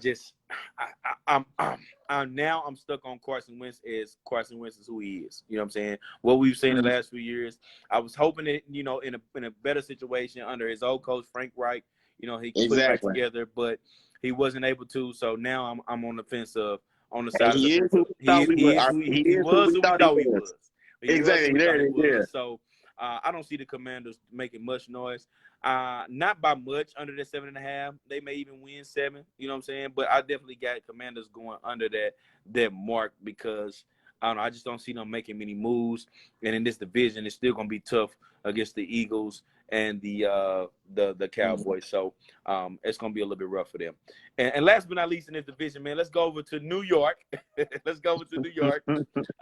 let's talk about the Giants, man. They got them at 7.5. I'm a bang the under on this. I'm not sold on what's my man Daniel, my man Daniel, Danny Dimes. Danny Dimes. I'm not sold, man. I think they're giving him 1 year too many. You know what I'm saying? They gave him a little extra. I think it's just too many, man. He showed you all the signs. It's time to move on from him. I wouldn't be surprised if Baker Mayfield stays with Cleveland towards the beginning of the season. I wouldn't be surprised if this is the actual team that tries to make a move for him. Try to add him over there. You know what I'm saying? I wouldn't be surprised if that happens. So I'm gonna go under on this one. Now I do like the pieces that they added. You know what I'm saying? They brought in Kayvon Thibodeau. We already talked about he could potentially be the best defensive player in this draft. We also talked about Evan Neal. He could be the best offensive player in this draft, you know what I'm saying, when it's all said and done. We'll see. That's yet to be said. But I do like it just for the simple fact that, I'm a big fan of Saquon, you know what I'm saying? But this is last chance for me too, you know what I'm saying? It's the last opportunity. We know he's extremely talented. We've seen, flashes of what he can do. We brought you another offensive lineman in, you know what I'm saying? Let's see if they decide to give him the rock a little bit more and show at least what he can do, you know what I'm saying, behind some better blocking. And if they ride him out, who knows, man? Maybe they can push and get a couple extra wins, but I'm still gonna bang the under that 7.5 game. So okay, yeah. Now this is another one, man. This felt like free money. 7.5 was way ambitious for this New York Giants team. And now you know what? Now that you said, bro, the New York Giants is the NFL Last Chance U. Yeah, I don't know if y'all remember that show on Netflix, Last Chance U, where all the people who get kicked out of their D1 school or whatever, they got to go to a JUCO, win a JUCO national championship, and then you get back, you know what I'm saying, get back to a big school. That's what the Giants are right now. You got Danny Dimes, man, Daniel Jones on his last leg. You got Saquon Barkley on his last, well, man, he done broke both legs. He on his last knee. Hey, easy on my dog, man. Easy on my dog. Hey, man, you know what I'm saying? Sterling Shepard's there, man. Never really took a step forward. Kadarius Toney, they trying to give away, or they don't like him. They were trying to get rid of him. So don't know where he's gonna be or how that's gonna pan out. And so this is a team, man. Like I said, I do like their draft. I like the Thibodeau pick for sure. He gets to match up with another young guy they brought over last year, Azeez Al-Jillard from Georgia. So you got two nice young bookend edge rushers right there to build with. I do like the Evan Neal pick, man. So I think he's going to pair nicely with Andrew Thomas. So fixing that offensive line, man, is going to be big for them. I'm not convinced that Daniel Jones is the problem. I think it's now. I'm going to be careful with this because I said the same thing about Darnold in New York. Now I like Daniel Jones better than I like Darnold, but I just still felt that Darnold just didn't get a fair shake with the Jets because that team was so bad. Agreed. I feel like that with Daniel Jones as well. I'm not like overly confident that he's got elite level skill, but just that Giants team has just been just a bad team, a poorly ran team, a poorly coached team. And so I think it has hurt or stunted the player that he probably could be right now. He has flashed very, very competent ability. You know what I mean? So this year, like I said, it's his 5th-year option. I don't think it was a year too late. This is his 5th-year option. So just like what Jarrell was saying about Jayla Hirsch a minute ago with the Eagles, it's an obvious make or break year. The ownership with the Giants actually came out and said the same thing, like, hey, we haven't gave Daniel Jones a real chance to really prove himself. Let's give him this one last shot and see what he's going to do. So it's all on the table. I love the addition of Brian Daboll, man. The guy that came over from Buffalo, was the offensive coordinator and quarterback guy that helped Josh Allen be the guy he is today. So if you look at Josh Allen coming out of Wyoming, I was the lowest you could be on Josh Allen, and man made me a believer. And a lot of that is credit to Josh Allen for putting in the work, but a lot of that credit has to be given to Brian Daboll, who really helped to build that man from the ground up to the NFL player that he is today. So seeing if he could strike magic twice, seeing if maybe he can bring the best out of Daniel Jones, and then of course if not, then next year it's a way better quarterback class and they can make a move. What you did say that was interesting there, Baker Mayfield there. And I didn't think of that, and I hadn't heard of that because, well, we know they're going to give Daniel Jones this one last shot. But that would be very interesting, and I would love to see that, honestly. I would love to see that. I don't know if they'll do it because I think they are set on letting Daniel Jones have this year. And then plus, if Daniel Jones doesn't light the world on fire, then that's all still good for them anyway, because they want to have a high draft pick anyway to get this next quarterback class is going to be pretty solid. So it's win-win for the Giants. Either Daniel Jones shows he's a player and all right, let's keep rocking and rolling, or he does what he's been doing and we a top 5 team next year, we get a real one to bring in. You know what I mean? So it's a win-win for them either way. So I'm definitely taking the under on 7.5. Like I said, that's free money. If y'all weren't paying attention yet, the Saints at 7.5, that's free money. Bang the over all day long. The Eagles at 8.5, that's free money. Bang the over all day long. These Giants at 7.5, that's free money. Bang the under all day long, man. I hope y'all keeping up, man. We done made y'all at least about $300 so far. I don't know if y'all paying attention. If y'all make them a parlay, y'all put them all together. Hey, that might double, triple some money. Hey.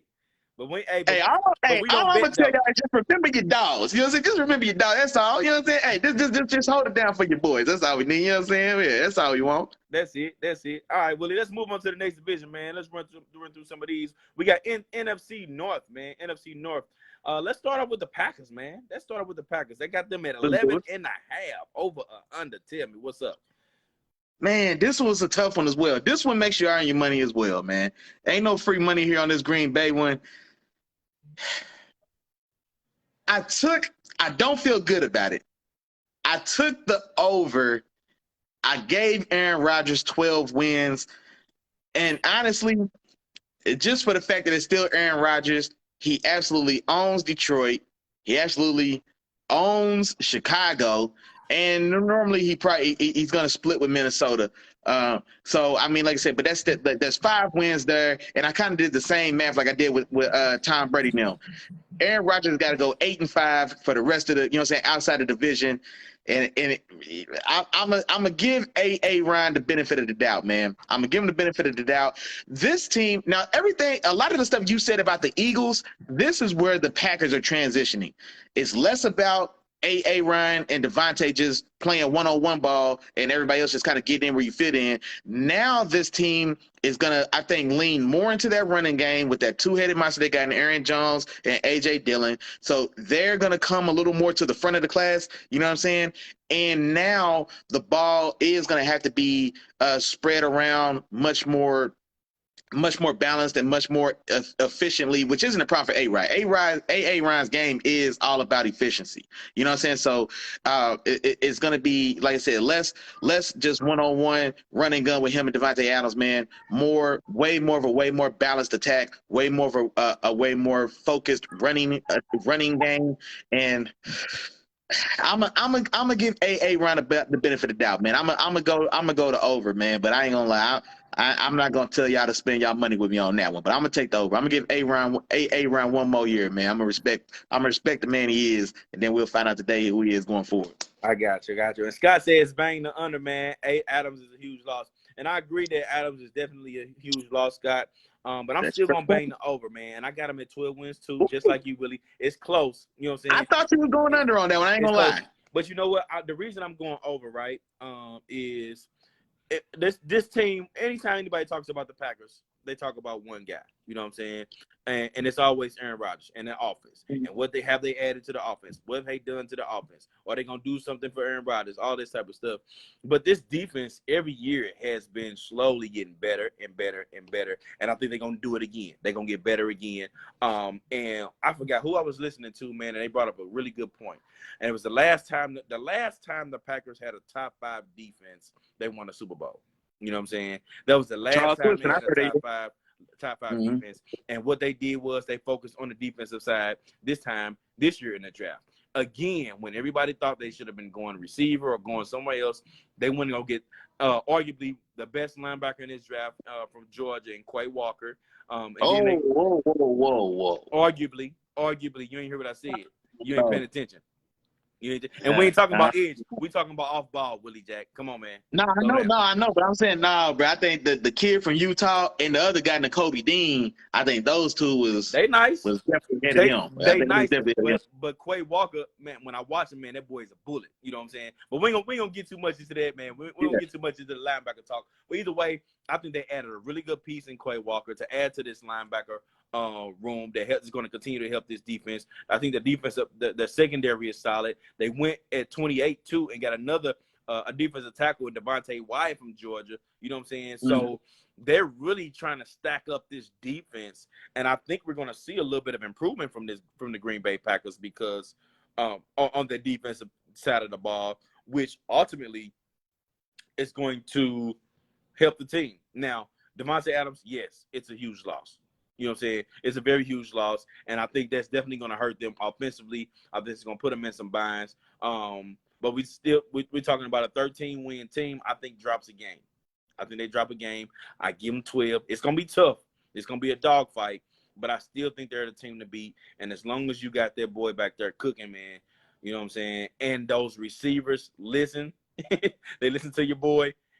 I think they can be all right, man. Now it's like I said, it's gonna be a dogfight, and I also feel like Willie. I wouldn't put the money on this one, but I'm banging the over. If I had to guess, you know what I'm saying, I'm going over on this one. I give them 12 games, barely over the 11.5. No, I got you. Now, one thing I will say about that defense, of course, they lock up my dog, man, Jaire Alexander. He got that big bag. You know what I'm saying? That's big J.A., man. Jaire Alexander, what was it, 4 for 84, 21 and some change a year, 22 a year, set all the records for the cornerback money.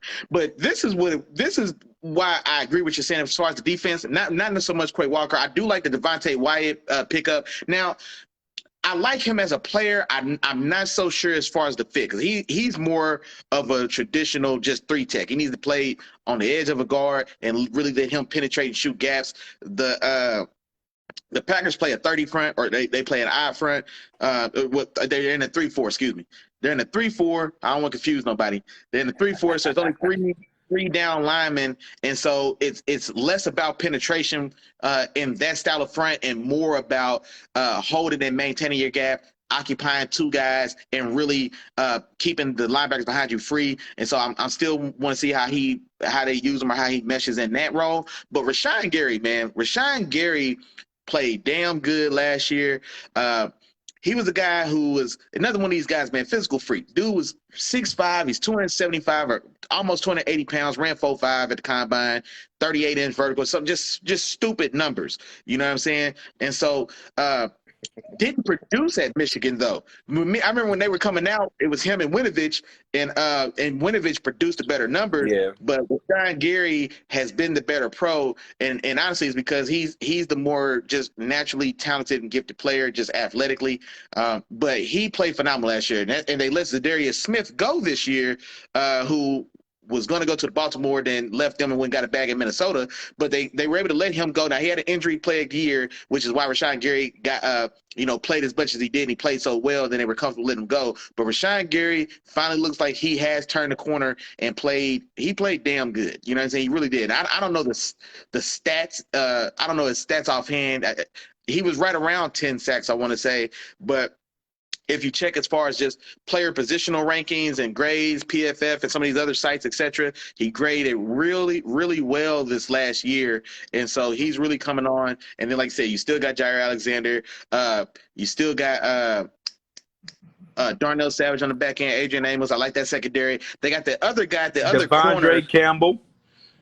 Devonte Campbell came for the Falcons and had an all-pro worthy season, or arguably so, but definitely was a Pro Bowl season as well. So, like, I do like that defense a lot. So the face of this team is changing. It's less Aaron Rodgers. It's going to be more. I think it's going to be more balance on offense with that running game, Aaron Jones and A.J. Dillon, and then that defense. Just like Chop said, that defense is the truth. That defense is legit, assuming everybody stays healthy, and that defense, like I said, is going to really make it hard on folks who come up there to play, play big boy ball in Green Bay. Quick question. What's Sammy Watkins going to do? Sammy Watkins, I'm going to give you 74. I'm going to give you 74 catches for 760 yards, and I'll give you 4 touchdowns. Okay. All right. We'll see. We'll see if Aaron Rodgers can turn him into a magician. You know, so man, Sammy Watkins is one of those guys, man. He was coming in from Clemson, the consensus #1 receiver. If y'all remember, and that was a loaded receiver class. Sammy Watkins, Mike Evans, Odell Beckham, Jarvis Landry. There's another. I think Stephon Diggs was in that draft class. Now, he wasn't highly heralded, right, but he was also drafted in that same class. I want to say that 2014 class. Sammy Watkins was the consensus #1 guy in that class. He was my #1 guy. Honestly, I think Odell was I'm not going to lie. I had Odell behind Jarvis. I mean, I did. Just when they were on the field, Jarvis was the #1 option. He just wasn't the athlete. But anywho, Sammy Watkins was a tremendous talent at Clemson, and he really kind of started a lineage of Clemson receivers because it was Sammy Watkins, DeAndre Hopkins came behind him, Martavius Bryant came in that mix. There's another guy that made it to the league as well. They had a run there where they had about 4 or 5 guys go to the league from Clemson that were all kind of back to back. So yeah, Clemson's been put some talent. So he was just a guy couldn't stay healthy, man. Just injured and banged up all his first rookie contract and just never really kind of got going. Okay, gotcha. Well, let's move on, Willie Jack. Let's go to Minnesota, man. Let's talk about the Vikings, man. Sitting at 8.5. I'm gonna go first, and I'm gonna bang the over on this one. I'm gonna go over on this one. I think the Vikings, they get 9. I think they get 9 in this division. Not a team who made tremendous strides, but they're also a team I still think that's pretty decently put together. You know what I'm saying? A lot of things that hurt them have been injuries or inconsistencies in play and things of that nature. But the one thing that really keeps this team going, if he can stay healthy, is Dalvin Cook. If Dalvin Cook can stay healthy and continue to stay on this field, man, this team is a different team. That adds good balance. It opens up more things for Cousins. We already know they got one of the best receivers in the league, Justin Jefferson, with a sidekick in Adam Thielen. And they got a solid squad over there, man. And if those guys can continue to do their thing, you know, then hey, we can see them winning a couple extra games this particular year. So I'm gonna go ahead and do that, man. We already talked about Zadarius Smith coming over from the Green Bay Packers. I think he's gonna be provide a good presence for this defense, provide some pressure on those quarterbacks in that division. So I'll go over on this and give them 9. And if just like Jarrell said, let Cook cook, and they let Cook cook, who knows, man? They might sneak 10 in there. You know what I'm saying? And fall be battling for that last one of those last wild card spots, because it's 3 of them. You know what I'm saying? It's 3 of those wild card spots. So who knows, man? We'll see. But I'm gonna go over for the Vikings. This one was a tough one for me, man. And the problem is it's not offensively for me. They got the best receiver in the league, man, and young Justin Jefferson. You know what I'm saying? You still got the Wiley veteran and Adam Thielen. You know what I'm saying? You still got, you know what I'm saying? You still got Kirk Cousins there, man, who's just forever underappreciated. He's just as underappreciated as people feel he's overpaid. You know what I'm saying? Like, people don't respect him enough because of the contracts he signs, but very, very solid quarterback, man. I think I think people judge him or grade him too harshly. I think higher of him than Chop does. Chop's not as high on Kirk Cousins as me, but once I got away from my own kind of little biases, I had to put some respect on his name. But anywho, the problem for me is defensively. This defense is terrible. That secondary is terrible. You've got Patrick Peterson is your best cornerback, and Patrick Peterson shouldn't be anybody's top cornerback for the last 4 years. You know what I'm saying? So that secondary is in trouble. I do like the addition of Zadarius Smith. They are going. Zimmerman's gone now. Zimmerman had his own defensive scheme. It was an even front, a 4-man front. They are transitioning to a 3-man front now, an odd front. So they're going to be more than 3-4. So I think Zadarius Smith, assuming he comes back healthy, he's going to slide in and fit well there. You still got my dog Harrison Smith at safety, but like I said, man, he's another guy.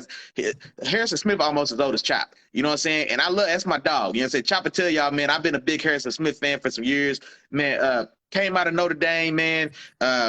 Excellent size. He had good range, man. Just a prototypical combo safety. You know what I'm saying? He's got box size. He was smart enough. And I mean, I was a big fan of his game, but he's getting a little older. You know what I mean? So last year was like a renaissance year for him, but he is getting a little older. So that secondary is in trouble, man. That defense as a whole is just in trouble. That offensive line is in trouble. And so it just worries me. I don't know. This one was a hard one for me, the 8.5. I took the over. I think they can win 9 games, but I think if they get to 9, it's a hard 9. Like, it's a hard 9, bro. Because that defense has tons of holes. That offensive line is hurt. Dalvin Cook has been a little injured and banged up. I like Dalvin Cook's game a lot. From Dalvin Cook, I would say, or maybe like 2 years ago, Dalvin Cook probably had the best vision in the NFL as far as at running back. Dalvin Cook had probably the best vision of any back in the league, like when he was healthy, like for like a 2-3 year span there. Very special runner, man. I really like his game. But yeah, don't talk like you done, Willie. Don't talk like you done. He still got some of the best vision, man. You know these running backs is dog years, bro. Like, when these running backs start getting banged up and missing time like they are, he's nearing 30. I want to say Dalvin Cook's about what, 28? 27, 28. I mean, hey, man, it's as sad as it is to say, man, like, another injury and that could be it. How fast did Lashon Mccoy fall off? You know what I'm saying?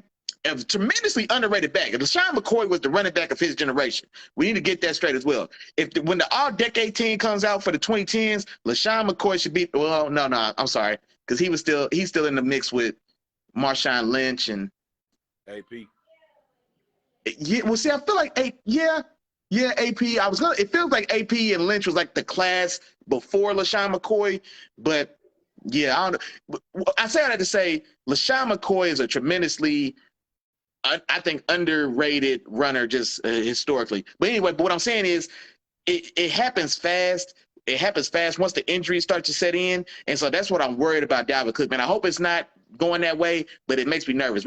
Another injury this year, man, and it could be Lashon McCoy. You know, and I hope that doesn't happen. But that's what's worrying me. And that offensive line being as bad as it is, it's making me nervous. You know what I'm saying? It's making me nervous. But I'm gonna give him the benefit of the doubt, man. I'm gonna go to over just slightly, man. I'm gonna give him 9 wins. Come on, man. So give me 9. Come on, Minnesota. Come Come on, on, man. Give me now. You know Minnesota. what I'm saying? But the money's on the table now. Come on now. I got you. Come I got you. Yeah.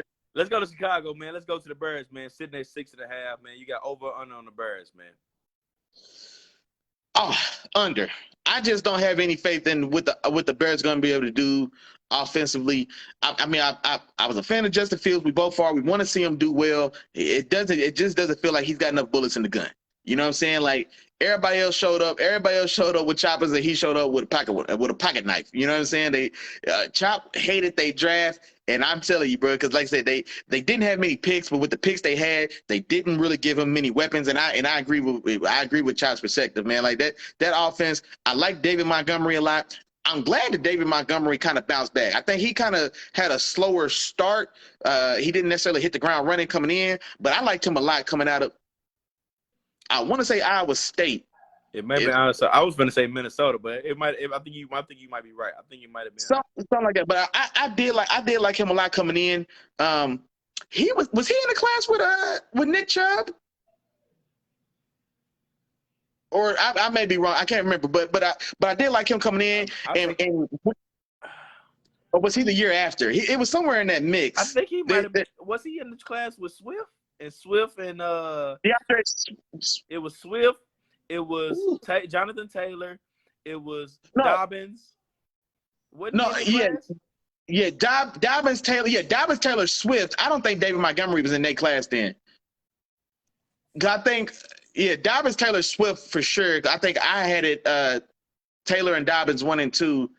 I wasn't a big Swift guy at all. But while he's looking that up, but yeah, man, just so I like David Montgomery. I like the potential of Justin Fields. Mooney, the receiver, he's shown that he's ready to announce himself on a larger stage now. So he's a guy who's flashed some pretty good production. Him and Justin Fields have a young budding connection growing there, and so you still got Mooney there ready to take another step. But honestly, man, like I said, the rest of those weapons. They've got this team had like 6 tight ends on the roster. All of them, none of them were worth anything. Jimmy G still cashing checks out there. Jimmy Graham, still a big tight end to our end zone target at tight end, but just I don't like what they have going on offense. They bring in Matt Eberflus, a defensive-minded coach. I really thought that they would be in a position to bring in an offensive-minded coach when you've got a young quarterback, but you bring in Matt Eberflus, you know what I'm saying, who's a defensive guy.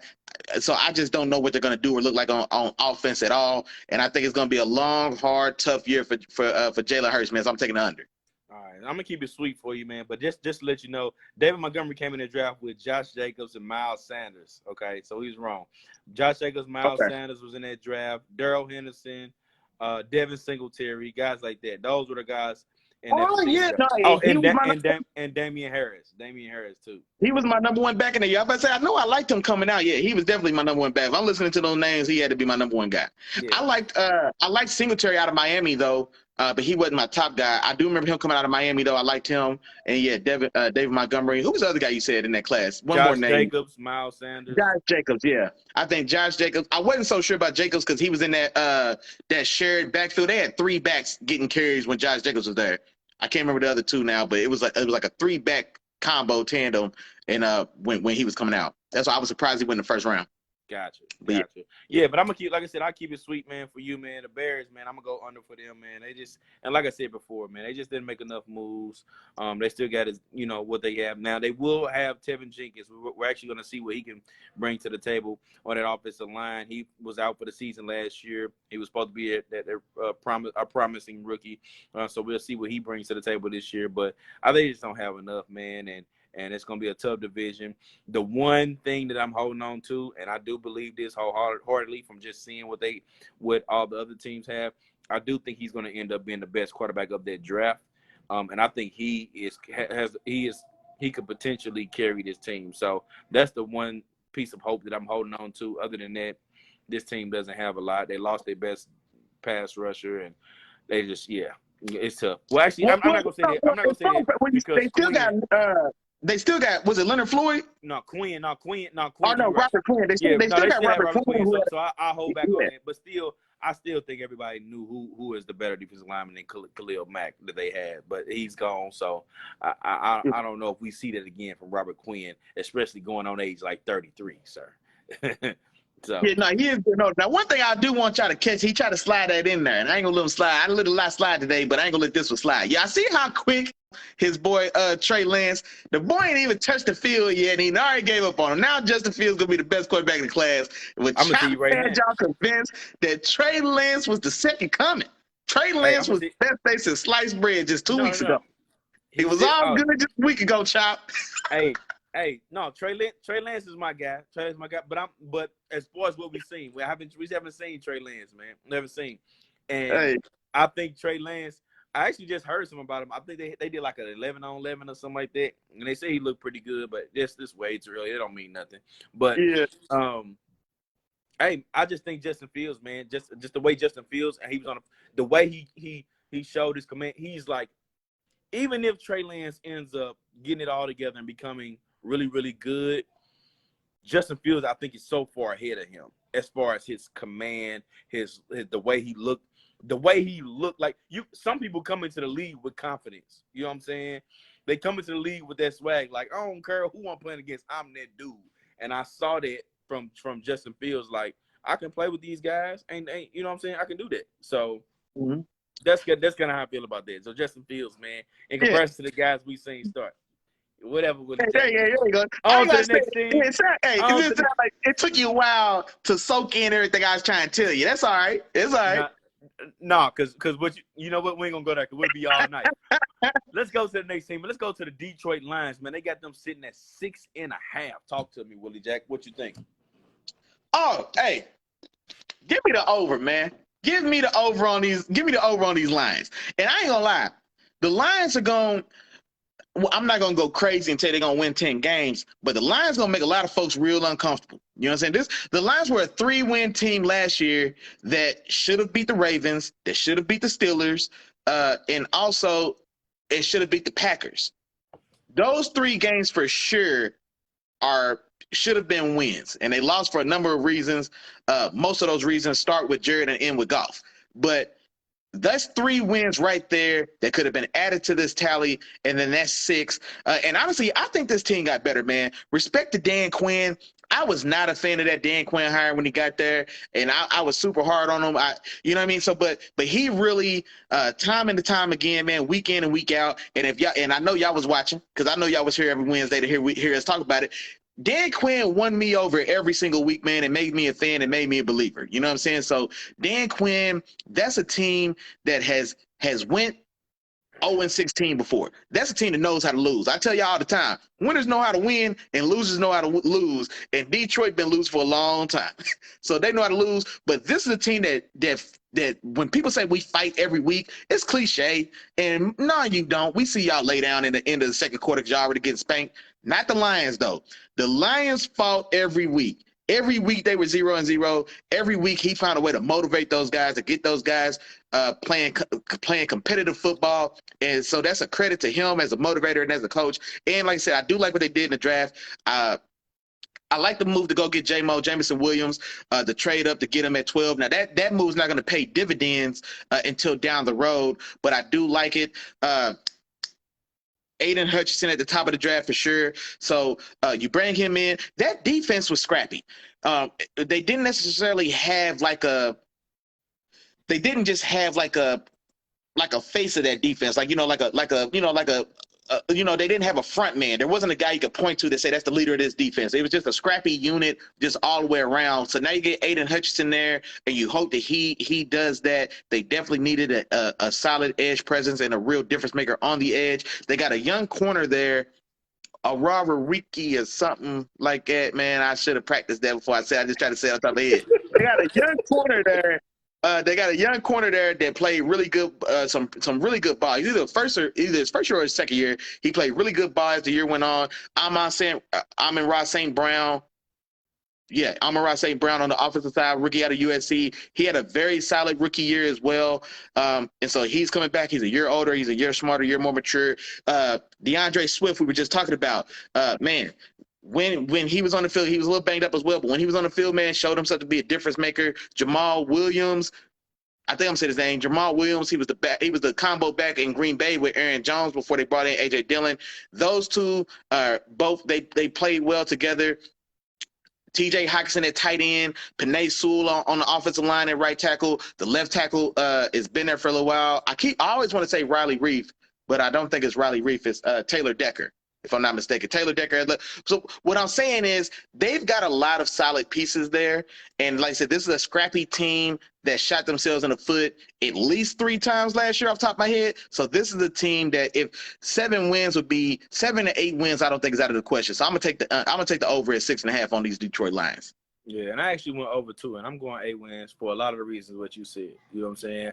I think the way that they started to build this team last year's draft, I liked what they did when they started building on the interior. The offensive line was already one of the a really good unit, you know, as the offensive line unit, and then you bring in some solid pieces. They still got Jared Goff at quarterback. For my money, Jared Goff is better than those guys, some of the guys that we mentioned already. Jared Goff is better than Daniel Jones. He's better than the Baker Mayfield. He's better than a lot of those guys that have started. He's better than Jayla Hirsch. Hey, people like to hate on Jared Goff. This is a quarterback that he was the new shiny toy in the league for a little while. He went to the Super Bowl. He was one throw away from a Super Bowl victory against Tom Brady and them in the Super Bowl. So, like I said, we tease him, we make fun of him, but this is a guy that has played quality ball. He's got his deficiencies. You know what I'm saying? I don't want to oversell it, but a very solid back or a very, very solid option at quarterback for sure.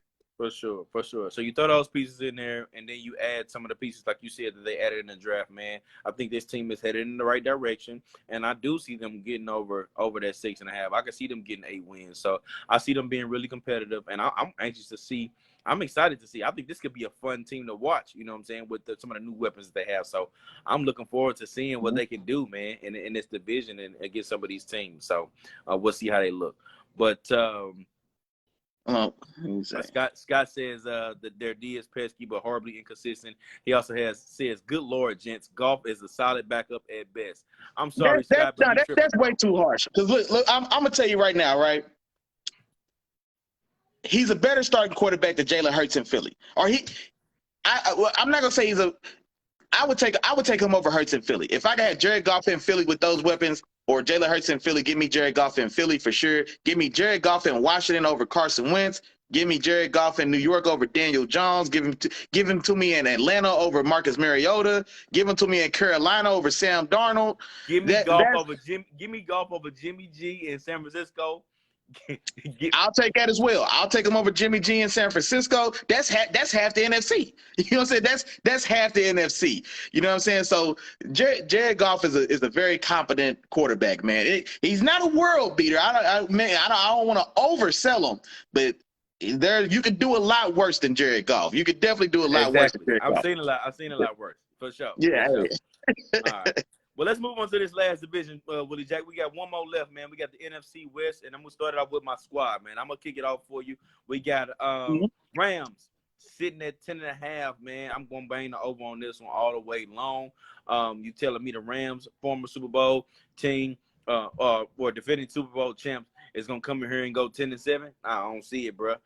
They at least got 12 games. You can mark it. Put it in your books, mark it in your calendar. You can write it down on your vision boards, whatever you want to do. We got Rams over that 10.5. No, but on a more serious note, man, we still got a very, very solid team. Although we're still waiting. I'm still hanging on, Willie Jack. I know, dog. I know. I'm still hanging on. We're still waiting to see if they are what they're going to do if they're going to end up bringing Odell back or not. But either way, you still bring in Al Robinson. It's not it, Reggie. Let it go. Let it go, man. He's a free agent. He ain't on nobody's team. He ain't nobody team. So guess what? Hey, he ain't going to sign to after OTA. He ain't trying to show up OTA. Until somebody else sign him, I'm going to keep talking. But anyway, But either way, we still bring in a solid receiver in Allen Robinson, who can be a true number one, man, true solid guy. This is the best situation that he's ever been in. You got a healthy Cam Akers. You know what I mean? You still got Aaron Donald. You lose Von Miller, you know what I'm saying, who's a really good piece. You bring in Bobby Wagner. You bring back over Troy Hill, who was a solid cornerback for the Rams a couple years ago before they let him go to the Browns. He comes back over with the Rams. So I think this is definitely a team that's poised and ready to go in and take this division again for the second year in a row and make another run at it. You know what I'm saying? How far they go, that's yet to be seen. But I definitely bang the over for over the 10.5 wins. So. All right, then let me tell you why the Rams is going under. See, let me tell you why the Rams. This is why I got y'all right at 10 wins. Right at I'm playing with you. I took the over. I took the over at 11, but I didn't think that was a terrible. I didn't think that was a terrible line. But I took the over at 11. There are still some things that concern me on the team though. You lose Andrew Whitworth at left tackle. You know what I'm saying? Moving to retirement.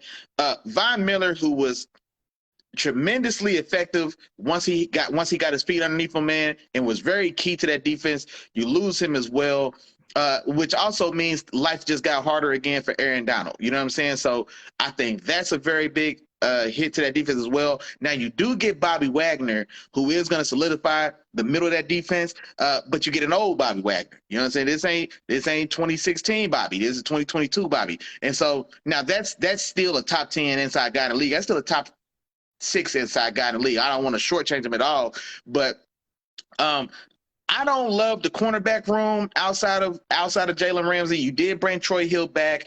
That the kid who locked up D-Hop when they played the Cardinals, Darius Williams, was that his name? I think that's who you're talking about. Yep. Darius Williams. He left and went and got a bag somewhere. I can't remember where he went, but he left and got a bag. You bring back Troy Hill. So I'm still a little worried there. Tyler Rapp. We ain't had Williams last year though. Who am I thinking? Who was there last year? Who was there last year that locked up Hop? Because remember, Jalen Ramsey ended up not being able to play. He found out he wasn't gonna play right before kickoff, and was when y'all played the Hopkins when Hopkins came back from the injury and he got the clamp. We lost Williams and Hill before the season last year. They both went to Williams didn't go to Cleveland. We lost our safety to Cleveland and we lost Hill to Cleveland. But Williams went somewhere. We didn't have Williams this past year. Who's the other guy that I'm thinking of then? Because this the guy that put Hop back on injury reserve.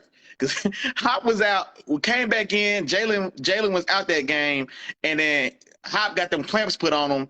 Because matter of fact, that was the game where the other guy for the Cardinals, like this random tall, skinny, light skinned dude, I think he was like number 8, where he balled. He made a couple of them catches that was on the 7th floor. You know what I'm saying? And because I remember talking about him on the show, but Hop got clamped. I'm trying to think. Was it Dave? Might have been David Long out of Michigan. I think that's who we had as our other corner. That don't sound right though. I thought it was. Let me double check it, bro. I'm gonna double check. I was really thinking Darius Williams, but I could be off. But anyway, you might be right, Willie. You might be right. I think it might be different. I'm looking at this 2021 depth chart. It looked like Darius Williams on her. Yep. Okay, yeah. I'm about to say, I thought it was because I thought he just left to go get a bag because he played well last year. Yeah, he played pretty good last year, man. And so I think the secondary takes a step back. I think the edge takes a step back. The offensive line takes a step back, and those are those are big holes to have. You know what I'm saying? Secondary, left tackle, and pass rush. You know what I'm saying? So those are all very big holes. But I do still like the things you did. I do like the Allen Robinson move. I do like that move, and he's going to be there from day one, so he's not going to have to come in on the run like OBJ did. But I do like him there. Curious to see, how he meshes if he gets back to the guy we know that he was before. And so, like you said, best situation he's been in. But yeah. So, but all that said, I still do think y'all do eke out that 11th game, and I think y'all still do get 11, even if you are taking a small step back. I think the Cardinals are. Well, I don't want to get too far in there, but I don't think the Cardinals going to be a problem. Seattle's off the map now, so it's just you and San Francisco. They'll probably still crack y'all head in the regular season, but you know we'll get to them in a minute. But yeah, Okay. I'll give y'all the over just slightly though on the 10.5. Well, speaking of the 49ers, man, go ahead, jump into it, man. They sitting at 9.5. You got over or under on those 49ers, man. What you think? Man, honestly, I gave them the over, and it's not because I don't think they necessarily got better, but I really respect Kyle Shanahan as a coach. For my money, and I've said this for a little bit. I think Kyle Shanahan. I think I said this for like the last year and a half now. I think Kyle Shanahan is like taking the mantle as the best offensive mind in football right now. Like I think Kyle Shanahan is that guy. Kyle Shanahan does. I don't want to necessarily say does more with less because now recency. You know what I'm saying? What have you done for me lately? Tebow Samuels is a superstar now. It wasn't always like that. You know what I'm saying? So a lot of that production, man, is strictly at the, you know what I'm saying, from the mind of Kyle Shanahan, finding ways to get his guys the ball, finding ways to like craft things and make things as easy as they can on Jimmy G and Trey Lance in spots as well. So it's still a very well coached team, a very solid fundamental team. I still like that defense, man. I still like Nick Bosa. Fred Warner's a beast. The secondary is a little bit of a concern at the corner position. I think they still got Jaquiski Tartt. You know what? I think Jaquiski Tartt and Jimmy Ward are both back. Both the safeties I think they're both back. But like I said, they're not high end guys, but they're very, very, very solid, dependable B-level guys. You know what I mean? And so I just still like that team. And like I said, this is a team that just finds a way to win. You know what I mean? They just find a way to win. So I'll take the over at 9.5. Gotcha. And I'm gonna bang the over too, man. And one of the main reasons I'm gonna bang this over, man, is because this year their starting quarterback is gonna be Trey Lance, right? So, I don't think so. Think so. Hey, so look, man, I'm either way though. Honestly, if Trey Lance put like this, if Trey Lance is their starting quarterback this year, that's a rough sign for the NFC West. I put it like this. That means that the guy's coming in. I think Shanahan sees some stuff, and it's going to be a problem. You know what I'm saying? I think it's going to be a problem. We know his arm talent, you know, his size, you know, just his physical attributes are solid. But if he can put it together mentally, you know, put it all together on the field, man, he could take this team to the next level. You know what I'm saying? But either way, whether it's Jimmy G, whether it's Trey Lance, they still got a lot of the other pieces in place. They still got a solid defense, some good guys up front with Nick Bosa and D Ford and Ken Law, Eric Armstead, Fred Warner still sitting right there as probably the other linebacker that got is nice as well. The other young guy with Warner, he's nice as well. I'm trying to think of his name. Greenlaw? Greenlaw. Yeah, Greenlaw. Yeah, Greenlaw's nice too. They got some nice guys sitting there, man. And then they brought over Travarius Ward, who's going to be a solid corner for them. And I think that this team, just overall how they're built and the way that they're coached, I think they can definitely get over that, and they'll still be in that mix for, you know, a playoff spot. You know, and they're going to be feisty. They're going to play hard. You know, you're going to have to bring it when you play the 49ers. You know what I'm saying? That's a team that you look at on the schedule. Doesn't matter what type of talent you see or how the matchup is. It's like, it's going to be a dogfight. You know what I'm saying? Both 10 straps, and you put big boy pads on that week. I don't know if y'all familiar with the Heart of America Conference, the NAIA football, but when we strapped it up, when we seen Mo Valley on our schedule, it was like, all right, we know this is going to be a dogfight. We know it's going to be one of them. You know what I'm saying? It's going to be one of them. Mm-hmm. And if you want to win this game, you got to bring it. You know what I'm saying? You got to bring it to the table. Sure. So that's exactly what it's going to be like when you go see the San Francisco 49ers. And I'm going to bring the over, but I got them over, but barely. You know what I'm saying? They sitting at 9.5, so I can see them getting 10 games and being that second team in this division. Yeah. Moving on, man. Let's go to the next team, man. Let's go to Arizona, man. And this team could be so up and down. I don't know where this team could possibly go, but I'm gonna go under on this one, man. I'm gonna go under. Now, we know they got a lot of talent. You know what I'm saying? And I'm gonna go ahead and see it before everybody else see it, before everybody start getting disappointed. We're gonna start see some decline from D-Hop, man. I'm gonna put it out there right now. Now, he got a 6-game suspension anyway.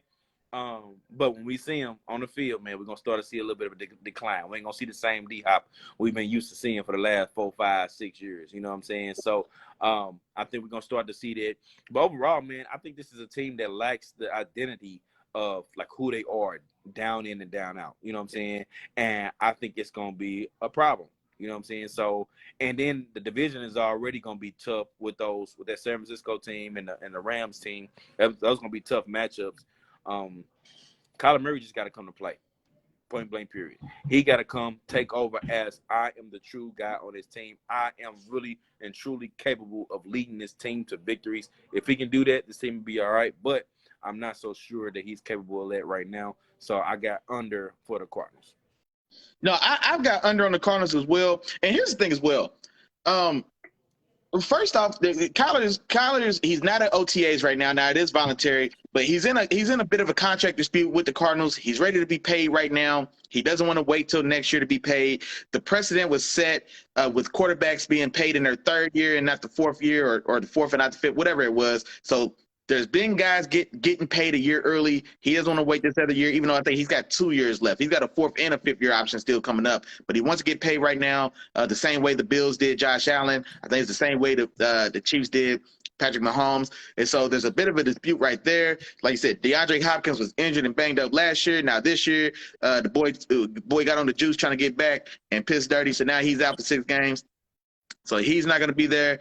Bringing over Hollywood Brown is nowhere near enough to fill that void, to fill that hole. And so, like I said, I do hope that works out. I liked Hollywood coming out of Oklahoma. I did. Even when I was looking at Hollywood coming out of Oklahoma, CeeDee Lamb was the better receiver. And so I was more of a fan of CeeDee, but he was still it was undeniable the connection they had to Oklahoma and the talent that he has. So if they can rekindle that, then that's, great and awesome for them. But I just don't know if that's enough. I do like what Zach Ertz did at tight end once he got over there from Philly, but he's, like I said, he's another guy, man. Zach Ertz is getting up there with Chop, man. He's another guy getting older. That offensive. That's about the fourth time this episode, bro. What you got against me, dog? We NFL old, bro. Hey, we NFL old, dog. We NFL old. No, dog. Now, what you got against me, dog? I know I got a couple grades and everything, but what you got against me, dog? What's up? I had to make sure you remember you another year older, my dog. But nah, man, I really think this Arizona team takes a step back, man. So the offensive line needs help. You lose Chandler Jones on the as an edge defender. Now they brought over somebody, didn't they? Or am I tripping? No, they didn't. They just got Marcus Golden and somebody else. What? On the D line, yeah. We'll see if he stays healthy as well, man. I want JJ to have one more day in the sun, man. I want JJ to have one more. I know that's your boy. Man. I know that's your boy. Bruh, I'm trying to tell you, I was too young for Reggie White, but y'all ain't gonna tell me. I want them to go ahead and stop playing. From about 2012 to about 2017 or whatever it was, that JJ was a down in, down out monster. You couldn't do anything, man. JJ was there. I didn't get to see Reggie White live, I didn't get to see Philly's Reggie White. I seen Green Bay's Reggie White. I ain't see Philly's Reggie. JJ's the closest I could come. They need to stop playing. Go on, let the brothers play together, man. Go on, let JJ White come on with Pittsburgh. Hey, he should have came along. Hey, come on home. Hey, JJ, I know y'all don't know JJ be watching the show. TJ told me that JJ be watching the show. JJ, come on home, man. We got a spot for you. Hey, you know what I'm saying? What you do? The number 99? I got a black and yellow 99. I got a black and gold 99, brother, that fit you perfectly. You know what I'm saying? Come on home, big dog. But nah, man, this the team. I really think the Cardinals are a team that's really gonna probably implode. Kyler and his dysfunction with holding out for more money from the team not want to concede and give him the money that he wants. I think this experiment with Cliff Kingsbury at that's his name, right? Cliff Kingsbury, that's right. Okay, yeah. Right. This experiment with Cliff Kingsbury, I think their last season, the dichotomy of their last season, they were on fire. What? They started 9-0 or something like that. It was really a tale of two seasons. Now he had injuries and et cetera there. And then this is a team that just just never rebounded from that high start and that momentum that they got. And so I really don't have much faith in what Kingsbury's actually doing there, especially with Kyler holding out for his money. I'm not going to fault him. Get your bag. I'm not going to fault you at all. But as far as just with the outlook for the team, I'm very worried, man. Like I said, I like Rondale Moore, but he still hasn't arrived yet. But I like the talent that he was. You bring over Hollywood Brown. I like the move, but it's still not enough to sway me. James Conner's back again. You know what I'm saying? So shout out to James Conner. You know what I'm saying? He's a Steeler. And so, I always want to see him do well. Got injured and banged up again with them even last year as well. So I'm just not sure at all realistically what they hope to do. This is a 7-win team.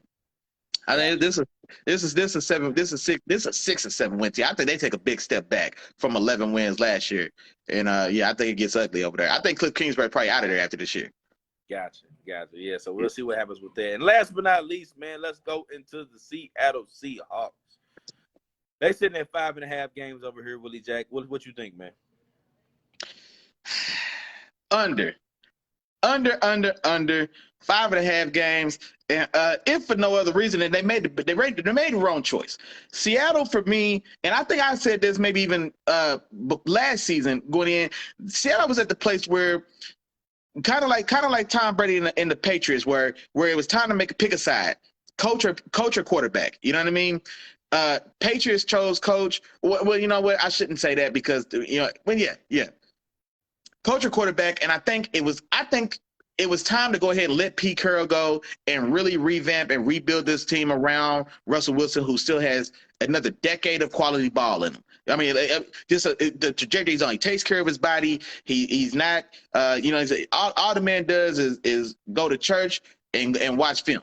You know what I'm saying? He goes to church, he goes to practice. That's all he do. So he's not going to hurt himself. He's not putting himself in position to take himself off the field. Last year was the first year he'd even had to fight the injury bug to that extent, et cetera, et cetera. And so I think that just Pete Carroll and that whole regime, that mind state, that press bell cover 3, like the league is adapted to all that stuff, and I think they're still holding on to those glory days, trying to bring in new pieces to revamp like that Legion of Boom era, and it's just over. You know what I'm saying? So, but all that said, man, tough division at the top. Rams and San Francisco. You got Drew Luck or Geno Smith leading you this year into week 1. I'm not confident or happy with either one of those options. You know what I'm saying? You got 3 running backs on the team. None of them can stay hurt, or none of them can stay injured. Or God dang, I can't even say it right because they all always hurt. Chris Carson, Rashad Penny, none of them can stay healthy. They do draft Kenneth Walker, who I loved out of Michigan State. So you do draft him. You still got DK Metcalf and Tyler Lockett, but you ain't got nobody to get them the ball. You know what I mean? So and then they said that defense has been struggling for an identity since they lost all those names we know. And so this is a team, man. I just don't see. It's gonna be ugly, man. I think it's an ugly year for Seattle. 5.5. 5.5 is way too steep, man. So I'm gonna take the under. I'm gonna take the under at 5. I don't think there's gonna be. I'm gonna take the under at 5. They scrape 5 ugly wins together, but I don't think they get more than that.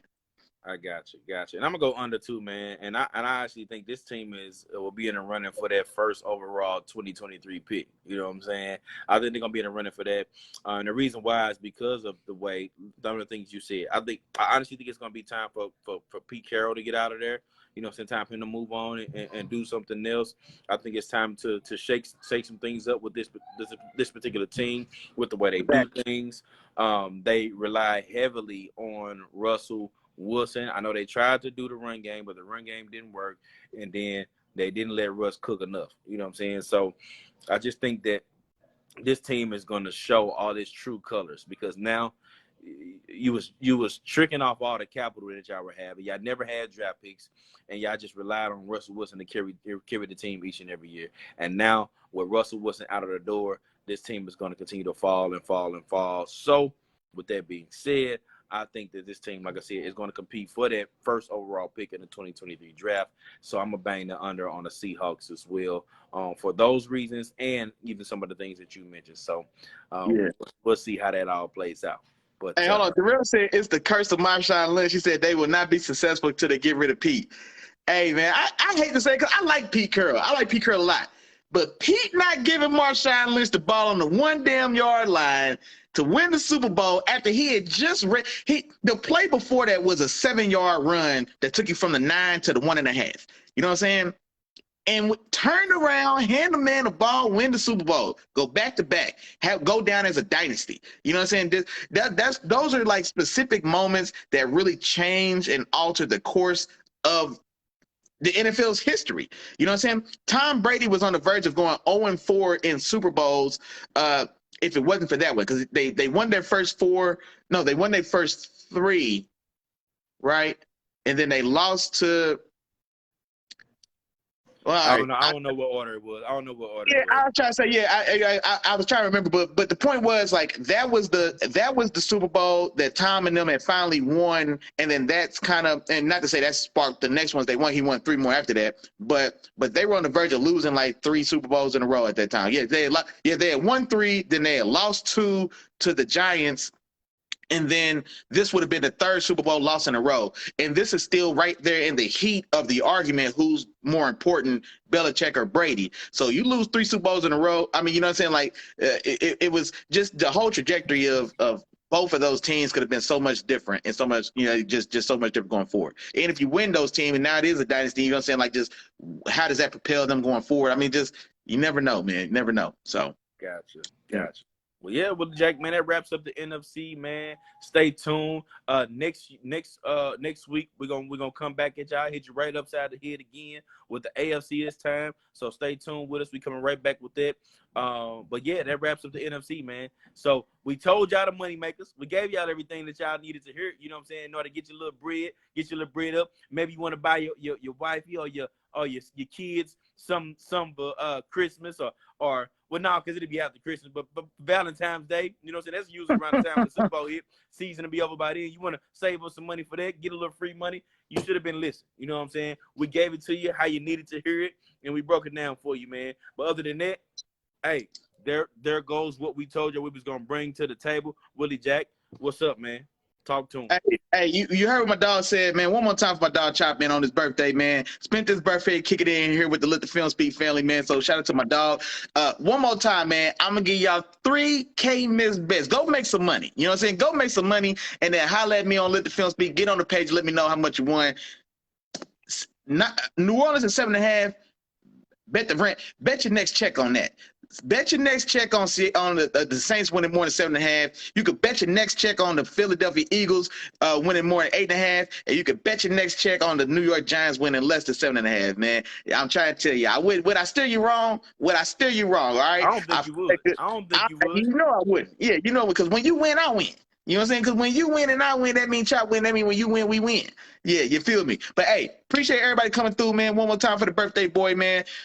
Thanks for all the love, support as always, man. One more time for the roll call, man. Day one gang, Jarrell Brown in the building, man. Shout out to my dog. I know my moms and my sisters came through and stopped through holler us a little earlier. I know I seen Tom in here a little earlier. New face, man. I seen Kathy came through just. Hey, Kathy Simple came through just to tell Chap happy birthday, man. Hey, we appreciate all the love support, man. We ran a little long this time, man. I just realized, man, it's after 9 o'clock, man. We'd have kept Chop for getting his birthday cake, man. So appreciate all the love, man. Jarrell said happy birthday one more time again, man. Hey, we appreciate the love. We will be right back, man. Wednesdays at 7 o'clock. Next week we will run through the AFC over and unders as well. So tune in, stick in for us with that, man. As always, man. Appreciate the support. I'm going to say that at least 6 to 7 times every time we get off the thing, because we really appreciate y'all for sure, man. Wednesdays at 7, come through and rock with your boys, man. Hey, we will catch y'all next week. Peace. Peace.